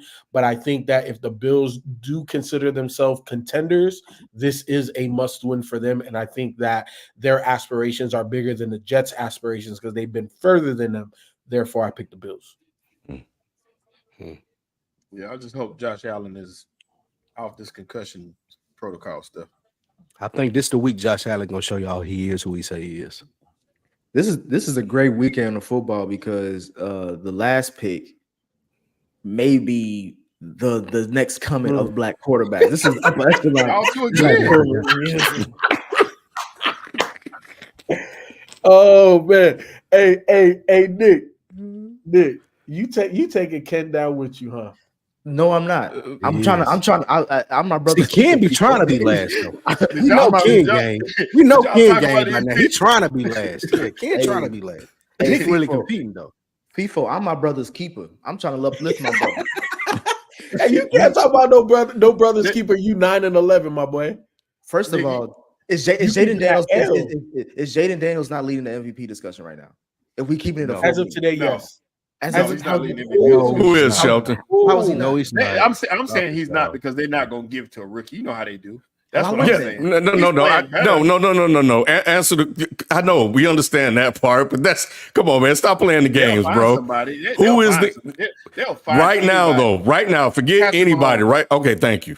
Golly, Yeah. I mean, they ain't gonna give it to no rookie. We know that, so we can't. why say not? that. He's playing better than Patrick though. He should be. No, I agree. He should be, but they're just not. Y'all know they're not gonna do that. But we're just saying for this as of For this right now, week, as of right now. yeah. He's been impressive, but he's not MVP. Y'all know that. Who's played better than him?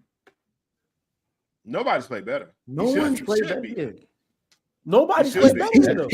He's doing historic shit. He's doing historic oh, yeah. shit.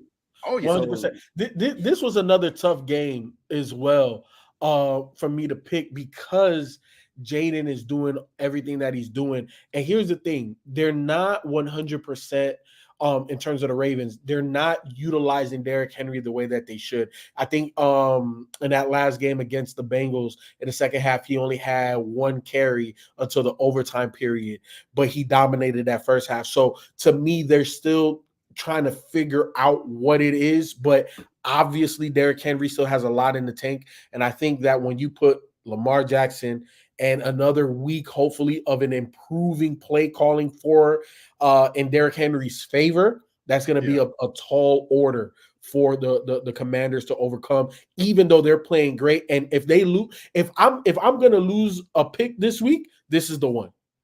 Yeah, they're playing in Baltimore. To answer y'all question, CJ Stroud, Jared Goff, all of those people will get this MVP vote before they give it to Jaden Daniels. But yeah, you'll see a heavy dose of Derrick Henry in this game, and I think for that reason and the fact that they're home, I think you gotta go with Baltimore. Well, Plus, they got more to play for because they're trying to keep up.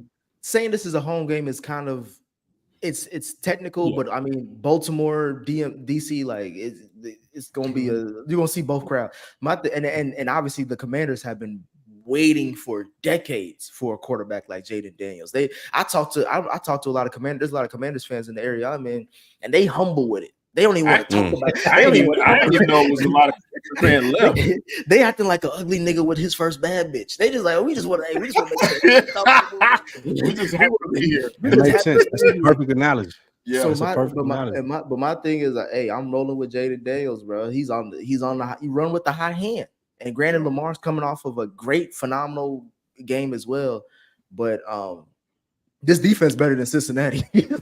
That's the thing I got. Jaden Daniels is doing amazing. I don't want nobody to think that I'm hating on him, but he's not going to be an MVP. Like no, that's not. But that's we're talking. You guys are fast forwarding to the end of the season.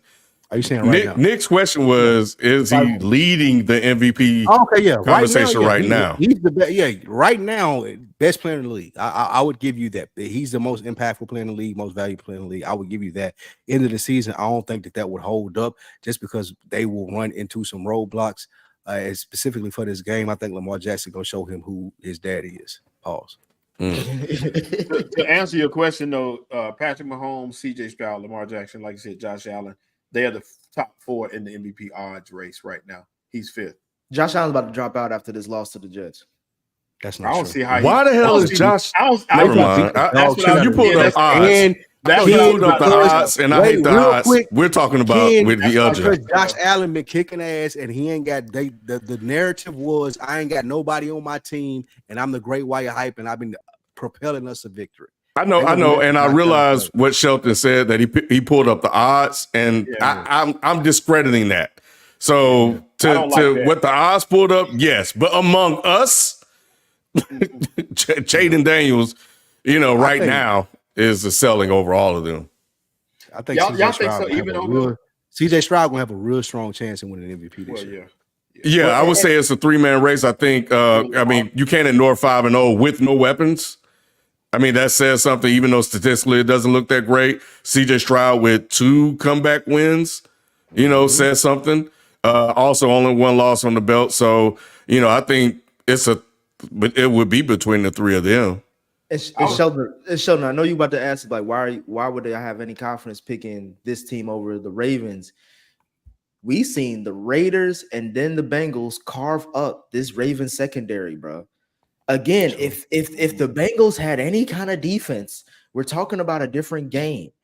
And I believe Jaden Daniels can throw up points because he clearly it don't seem like no one drops a pass on They that don't offense. know more than me. He's completing 90%, damn near 90% of his passes, which is insane. And he scores. Then I got him in fantasy, so that's the other reason I'm also hoping that they score out too. Yeah. But yeah, I just don't trust that Ravens secondary. And if you're talking about this QB who's having an MVP season or caliber season, yeah, I'm gonna give him that.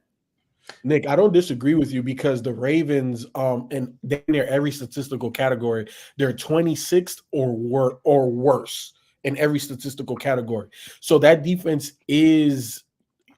We rarely see a defense that was amazing one year bring back about 80-90% of that same staff on that side of the ball and then fall off the cliff like they have. Now, to counteract that, which is where me and Shelton agree, you run the ball and limit possessions. They just haven't really been doing that. Right. They haven't been doing it consistently. Like we saw against the Chiefs, they didn't use them. Then the next game, like incrementally, they're giving them more workload. This should be the first game where it's like we're gonna run them in the first half. Start with We're him. gonna run them in the second half. Even in the Bengals game, he had 14 yards for we had 14 carries for 40 yards until that that big rush at the end to seal the game. Like he was getting locked up a little bit. And I know I'm not saying that's going to be the same case with Washington because I'm giving a lot of strength off of Bobby Wagner's presence on that defense. That's the only thing that I'm like, they're going to be a little bit better than Cincy, but yeah. And we're 5 weeks in, people. You've been saying that every damn week we come on this program. No, and I understand, but you know how I feel about their OC as well. Here's the thing about Derrick Henry, right? Put him in the I formation. Put big ass 300-pound Patrick Ricard in front of him and go maul some guys. They didn't do that those first couple of weeks, so I feel like it's still a learning process, Ken, in terms of how Derrick Henry runs the best and a rhythm of calling those run plays that do work. So I think it's still a work in progress, but we're seeing it get better every week, and I think this is the week where it should happen for him. Well, we'll see. I'm going with the hot hand. What you got, Spike? We're both hot right now. I was just gonna say next week we need to talk about how bad off the Browns are. Yes, we don't really get to touch on. We ain't really got to touch on how bad. No, don't reword that. Reword that, please. Say, we ain't trying to. We ain't touching on nothing over there on the Browns, bro. What the hell are you?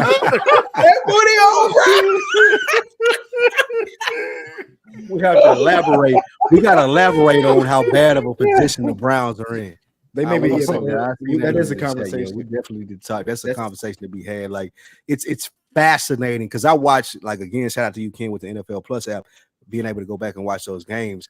It was fascinating how bad Deshaun Watson was. It was. I don't think I've ever seen anything like that shit in sports. It was fascinating how bad how bad he played quarterback. I'm only going to say a couple words, but Spike, you know what I think part of that is? Because of the guaranteed contract, there's no motivation. I don't give two fucks. And that goes to the clip that's going viral with him walking off the field when it's 12 men on the field. And they're like, Stefanski didn't know what was going on. He didn't try to explain it. He didn't try to get a man off the field. He just walked off the field and went to the bench. It's like, I got my money, bro. I don't care. And like it's a conversation to be had. And they're more likely going to fire Stefanski probably after the season too. Yeah, and then they'd even Now that would be crazy. And that's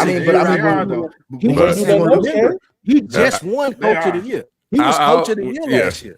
Yeah, but we'll talk about it. Yeah, we'll definitely get into it. Let me go through these super chats and member chats real quick, and we'll call it a show.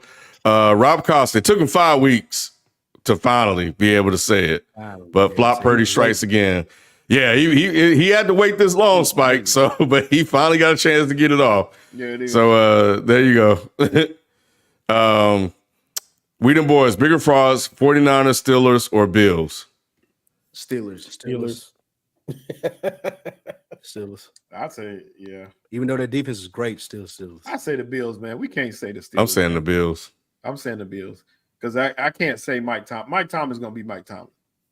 Oh yeah, 8 and 9, 9 and 8. The Bills have a quarterback. Bills have a quarterback, but they don't have nothing else I believe in. Don't matter. They got. What do you believe in Pittsburgh, Shelton? Mike Tomlin. And what is that? TJ Watt and TJ Watt. Right. Yeah, that's gonna get you the same way they're gonna get the Bills. They're still in first place.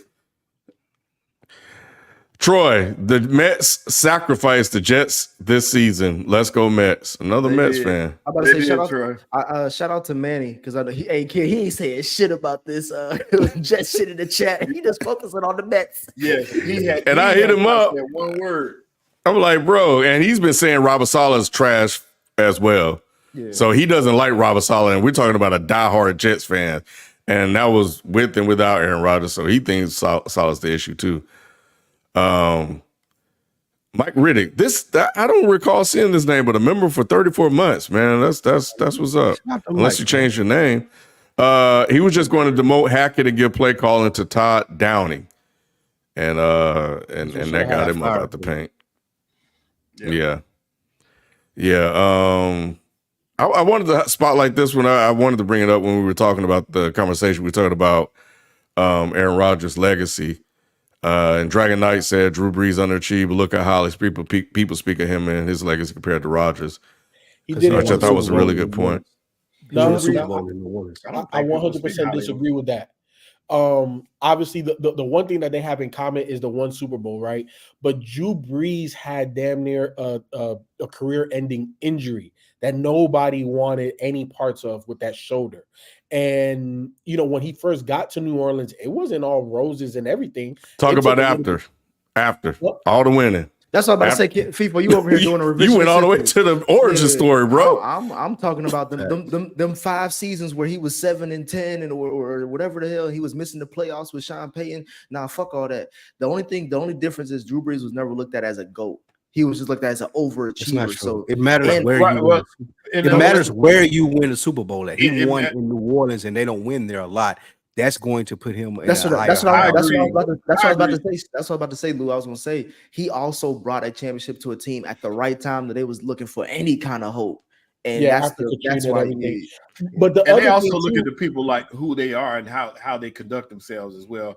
Aaron Rodgers has been a diva, prima donna type person that they've been dealing with this whole time. So when you looked at like that plays into how they look at you and your legacy. To a degree, but let's be honest, Aaron Rodgers has way more physical abilities than Drew Brees has ever had. Bigger arm, taller player, bigger body. Like he's just a more prototype quarterback than Drew Brees was. So there's more expected out of A-Rod versus Drew Brees. Gotcha. Yeah, I thought it was a good point, though. Rayshawn, Nick and Spike, I thought Joe Burrow was the second best QB since I thought y'all knew football. Yeah. Last week, hold on. He still is the second best QB. People sit back. I don't think anything that changed it. I haven't seen anything to change that. I said last week, I said if Joe Burrow don't make the playoffs, Lamar Jackson, the second best QB in the league. I said it. He beat him head to head. I can't say that. Lamar Jackson will have to make the Super Bowl for that to be true. For me, I said he's a 2-time MVP. But he been like if he goes to the AFC Championship game and loses again, he would still be the third best quarterback because Joe Burrow has done that. He's conquered that dragon. My thing is this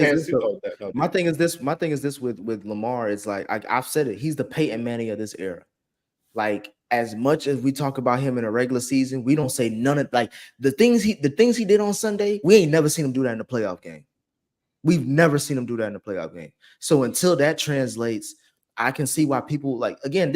That game was the second and best third QBs in the league. Or however you want to put the order in, that's the second and best three. Yeah. Exactly. But for me, this season is all about Lamar. You know what I'm saying? If he don't at least get to the AFC Championship game, there's a lot of boom or bust teams, but Lamar's on that list because if he does not beat Patty or get to the Super Bowl or whatever, we're going to have a conversation. That's all I'm going to say. I would say to piggyback off it real quick, people, the thing that has Burrow 2 over Lamar 3 for me is Burrow has been to a Super Bowl. Lamar never been there. He got multiple MVPs. So the only thing I'm going to been in the Super Bowl, though. That's what's important. Aaron Rodgers got multiple MVPs. Look at him right now. But if we look at career, like Hall of Fame career, those accolades, they start to add up and they mean something. Either way, I think that once we hit mid-season, we need to do our list over again because obviously it has changed. So that I propose that. What is that, week 7, week 8? We're supposed to do quarterly. Yeah, well, I think we're going to do quarterly check-ins. We're doing next past the quarter. Yeah. We were trying to do it in the third. We were doing it. We was supposed Nick to do couldn't it figure out third. how quarters work. Though. Yeah. It's a Cincinnati schooling system. I would say we would do thirds because of the way the season is, but we'll do that next week. We'll start next week because we got to talk about wide receivers, quarterbacks, defense, all that stuff. He did say Niggas, thirds. Yeah, none of y'all niggas. If I said that in the chat, none of y'all niggas will be ready for this week anyway. So I got to give y'all time. No, not at all. Mike Riddick, beat writers around the Jets, said team was surprised, but the vibes around the team has been low after the last 2 weeks. Because of Aaron See, Rodgers. that explains it. More. It's not. I You'll think never it's- convince me. You would never convince me that's not because of Aaron Rodgers. I think he been politicking against Mike Salah and trying to or Rob, whatever his name Bro, is. y'all Rob hate Saleh. this man, bro. This is crazy. I'm saying, bro, I just don't get it. Dickhead, man. He's a dickhead. Lou make no sense. All the white men, all the asshole white men that he prays on these TV shows and movies that get results done. He over here coming at Aaron Rodgers like, come on, bro. With no evidence. No evidence at all. I see it, Ken. It's just like there's something there that I just see. Like it. All right. We them boys, Justin Field and Derek Carr fooled us for 2 weeks. That's a they Derek Carr. did. They did. And Derek Carr hurt too. It's an That's all good, down here. boys, 'cause that's true. Like Derek Carr might be out for multiple weeks. He is out for multiple weeks. They said it today. That's why Doc left early. Notice he didn't comment. He ain't said shit. He hopped in here about the Saints a couple weeks ago. He ain't said shit. He came out of nowhere. Yeah, we ain't heard from him in 2-3 weeks. God damn. Yeah, we got to do a check-in next week. Dalen, you all right? You still here? Taylor? Nah, he gone, bro. He saw this super chat. He was like, let me get out of here before they get to that one, man. Zach Taylor made a comment that he didn't want to throw because he feared a holding call. Statistics show holdings are causing more common on run plays. All right. That's insane. I mean, statistically maybe, but you know, Goes okay. when we were talking about he's coaching not to lose versus coaching to win. Absolutely. I wouldn't even say that. Vibes and stuff. Who's the next head coach to get fired? Sirianni is gone if Eagles lose to the Browns next week. They already it already happened. That would be the firing, but that would that he That is the would next be dude to get. Yeah. I mean, that's what I'm saying. I'm surprised. I think no one picks Salah will get fired before Sirianni, but yeah, Because they don't do it. yeah. Right. But I'm going with. I probably say what's his name? Damn, I just had it. He wanted to say Raheem Morris. Y'all hear him? Bro, you need a I hate black coaches shirt. You need a I hate black coaches shirt. You need that. God damn. I've defended Eric Bieniemy on this show for years. Y'all That nigga ain't a coach. Shut up, man. He ain't even in the league no more. All right. Green Beans. FPS requesting Skin Nick like Blood of Zeus. I recommend Twilight of the Gods. I was gonna watch that too. Where's it on? I'm about Netflix. Okay, I'm gonna check it out because I'm waiting to see more episodes drop for Vox Machina. That's on Amazon Prime. That's the show I follow too. All right. Josh Bros. Gee, who would have thought that handing the franchise to a 40-year-old asshole who hasn't been good in 3 years wouldn't go well? Salah was scapegoated. I agree with Josh. Josh, I agree with you. I've been saying it this whole time. I don't know why everybody keep picking him. He's a Jets fan, so he follows the team. Do you agree Kyler is so disrespected and understated? He had one bad stretch of play before his injury. Before and since then, he's been a very good player. Well, he just got a contract with Call of Duty. Yeah, I saw that. Disclaimer, he is my fantasy quarterback, so I've been paying more attention to him, but he has been killing. Like, is Kyler Murray's really good. I'll take him over Dak. Now, they asked me who I take over Dak. You say that every time. I would take Kyler Murray in Dallas tomorrow. Let me say this about Kyler Murray. We need to see it for a full season. He had that. Y'all remember he had that great run. They started 8-0. He was in MVP talks, and he got hurt. Every year it goes that way for him where he falls off a cliff. We need to see him continue through a full season of great play, and then I'll say that. But I don't know if I've always liked his body. I don't know if he's big enough to handle a whole full NFL season, but I really like his game. Like, he's been playing really well all season. What's your fantasy record? I am 2-2 now. So Josh Bros, I agree with everything you said except for one word at the very end. Very. He's been a good player, and I Yeah. think to add very means that you are very you are consistent, and that's the one thing Kyler hasn't been. He's been really good in moments and bad in others, but the consistency just isn't there. He hasn't really finished the whole season. So for me, this is the season for him to really start shutting people up. Agreed. Yeah. I agree with that. Oh man, why we gotta end the show like this? What they talking about? Somebody said something honest. That's what somebody's preaching. Here we go. That's what I knew was coming up. Come on, let me read this one. Antoine 721, Steelers fan here. It's your burner. It's your burner, Nick. It's your burner. Lou, I'm surprised you was. Get it off the screen now. Let me stop. I'm surprised you would think I would donate only $7.99. I'll do $8. I'll round up. That's a Steelers different fan country. here. The last time Mike Tomlin was in the Super Bowl, dead end didn't exist. Hey, but you know what's crazy though? Technically, we didn't exist. Officially, but unofficially, we existed. So last time Mike Tomlin was in the Super Bowl, I had a Super Bowl party. Ken was there. I think B made it. I know Ra was there. So unofficially, it was a thing, but we didn't have. How long has y'all great company been running? 2011 as a black. As a black state, like what, 2013? I'm talking about dead end in general. 2011. 2011. That's over. Hold on. Let me do the Cincinnati math on that, Lou.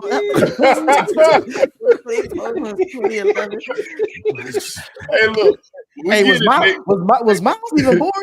Hey, this is definitely. Hey, Nick paid one of his homeboys in Africa to put this shit up. That's what it was.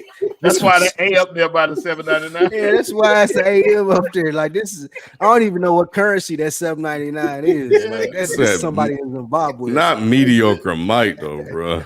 Oh man, mediocre. I'm just saying that's so far on this episode. Nick done fired every black coach. I was gonna say Kevin Stefanski. Kevin Stefanski is the guy that I think is gonna be fired. That's what I think too. But yeah, Kevin Stefanski. You done fired Raheem, Antonio Pierce, Gerard Mayo, and Pierce fired himself by liking that post on IG. That was him. Hey, since we right there, I just want to say I was right on the Raiders. What you say about the Raiders before? Yeah, because we don't know. Who talked about the Raiders before? Like when did that happen? We all got squat. This must have been when I fell asleep on the last episode. I think I was asleep like when you talked about the Raiders, bro. So I said that it was time to blow it up. I said it was time to trade Devontae, and Shelton clearly said, "Oh, this is not Madden. You can't run an actual organization like that." And I said, "Okay, well, watch what happens." And this is where we are. But Max Crosby did come out this week and say he ain't going nowhere. He said, right. That's fine. That's fine. So they can't blow nothing else up. That's all they got. It's Max Crosby and Devontae Adams. Look, we never thought, or at least at the time, we didn't think Khalil Mack was going to get traded the way he did. Look, right? The Raiders may be in a worse position than the Browns, and that's no. Ain't nobody worse than the Browns. They are one quarterback. They're one quarterback away from being decent. The Raiders? Yes. No, the Browns. I'm talking about the Raiders. The Raiders are. No, the Raiders are one quarterback. The Browns are stuck with Deshaun Watson for 3 years. The Browns are in hell. They stuck with him for 3 years. If they eat there's nothing they can do. That's like $80+ million. So it's in a ridiculous. They're going to have a dead cap of $72 million each year if they cut him anywhere between now and 3 years from now. 100%, which means they can't cut it. I understand the money. I guess I'm looking at it from the roster perspective. In my opinion, the Browns roster is better than the Raiders roster. So that's why when you said a quarterback away, Deshaun obviously is not the guy. But if they had a competent quarterback there, we're talking about one of the best teams in the NFL on paper. On paper. Well, we're not going to end the show on Raiders talk because it's not looking good for Pierce there. I will say, man, Caleb had a strong showing. Great job Sunday. Try to tell you. So we'll see if he got to keep it up, FIFO. Hold on, who they played this week? They played the Panthers. But they played the Panthers last week. They played Jacksonville. They played Jacksonville in London. This is a good test, though. It's a good test for them. Yeah. If they, But I just want to see how he look and look like he had a hell of a throw to DJ Moore. That it was on the money. he's talented. So, He's great. talented. Yeah. We'll He had a see- good game. It was a really good game by Caleb Williams. We'll see this week. We'll see this week. Yeah, got to be consistent though. That's He's one thing starting to Jaden see is. progression. Right. He's starting to read it. It's starting to slow down for him. So we'll see if he keep it up. But anyway, that's gonna do it for us, man. Next week, Browns talk. We'll revisit we'll do a third. It's a third, right? Yeah, third. We're just gonna talk. We just do an update on our All right. MVPs, top players, rookies of the all year, that, things all like that. that. And We'll do gonna- a check-in. We're eventually gonna have to talk about NBA at some time, Lou. I'm sorry, the season about to start. You know what NBA? Mute his mic. I'm saying? You have to call in sick that day. I didn't think that started till May. I thought they said it started in May. That's when it's important. In May. Hey man, I have never seen Lou this late in the show. I know that nap told you I did wonders, bro. Take a nap, man. I figured it out, man. I gotta take a nap. Oh, we'll do a Heisman update too. Yeah. Yeah, So- Shador ain't high on my list. He is not making the list. He is not going to get on the list, bro. Y'all the only two that's saying that. I ain't said that. Shelton, pull up them Vegas odds that you like to pull up. Yeah. Like, you think he should be top 2 in the Heisman? I think he should be a finalist. I ain't saying top 2. Right now, yeah, absolutely. I can name 5 people over him easy. Yes, easy. Hey, Easy. that's not, y'all are lying. It's Travis and it's Travis. Now, and- Travis- I ain't even looked yet. Give me It's gonna them be Travis. people before we I'll leave. say- Who Tra- Boise Tra- State, Ashton Genty should be the Heisman Trophy winner. Okay, today. it's Yeah, Travis. That's not going to happen. It's it's- Ashton what do you Genty mean? is leading. He's leading. Boise though. State dude is not going to happen. He's That's leading. not going to happen. I, 'Cause he I, plays Did you for see Boise the State. numbers? I feel you. No, he's Yes, leading. but squad. y'all been watching college football as long as I have. Y'all know that's not going to happen. So y'all If know he he's not breaks going to Barry win the Sanders' record, he's going to get the Heisman, bro.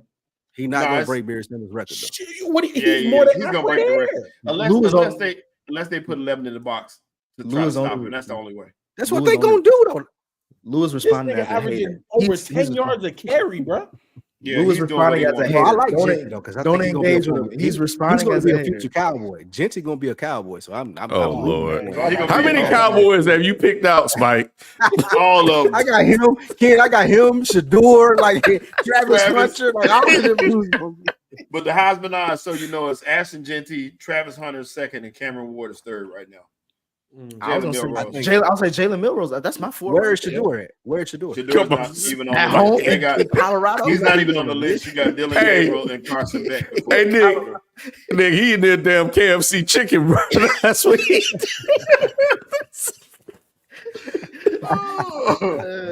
Man, I hate that commercial, bro. He be cheesing too, bro. Thanks.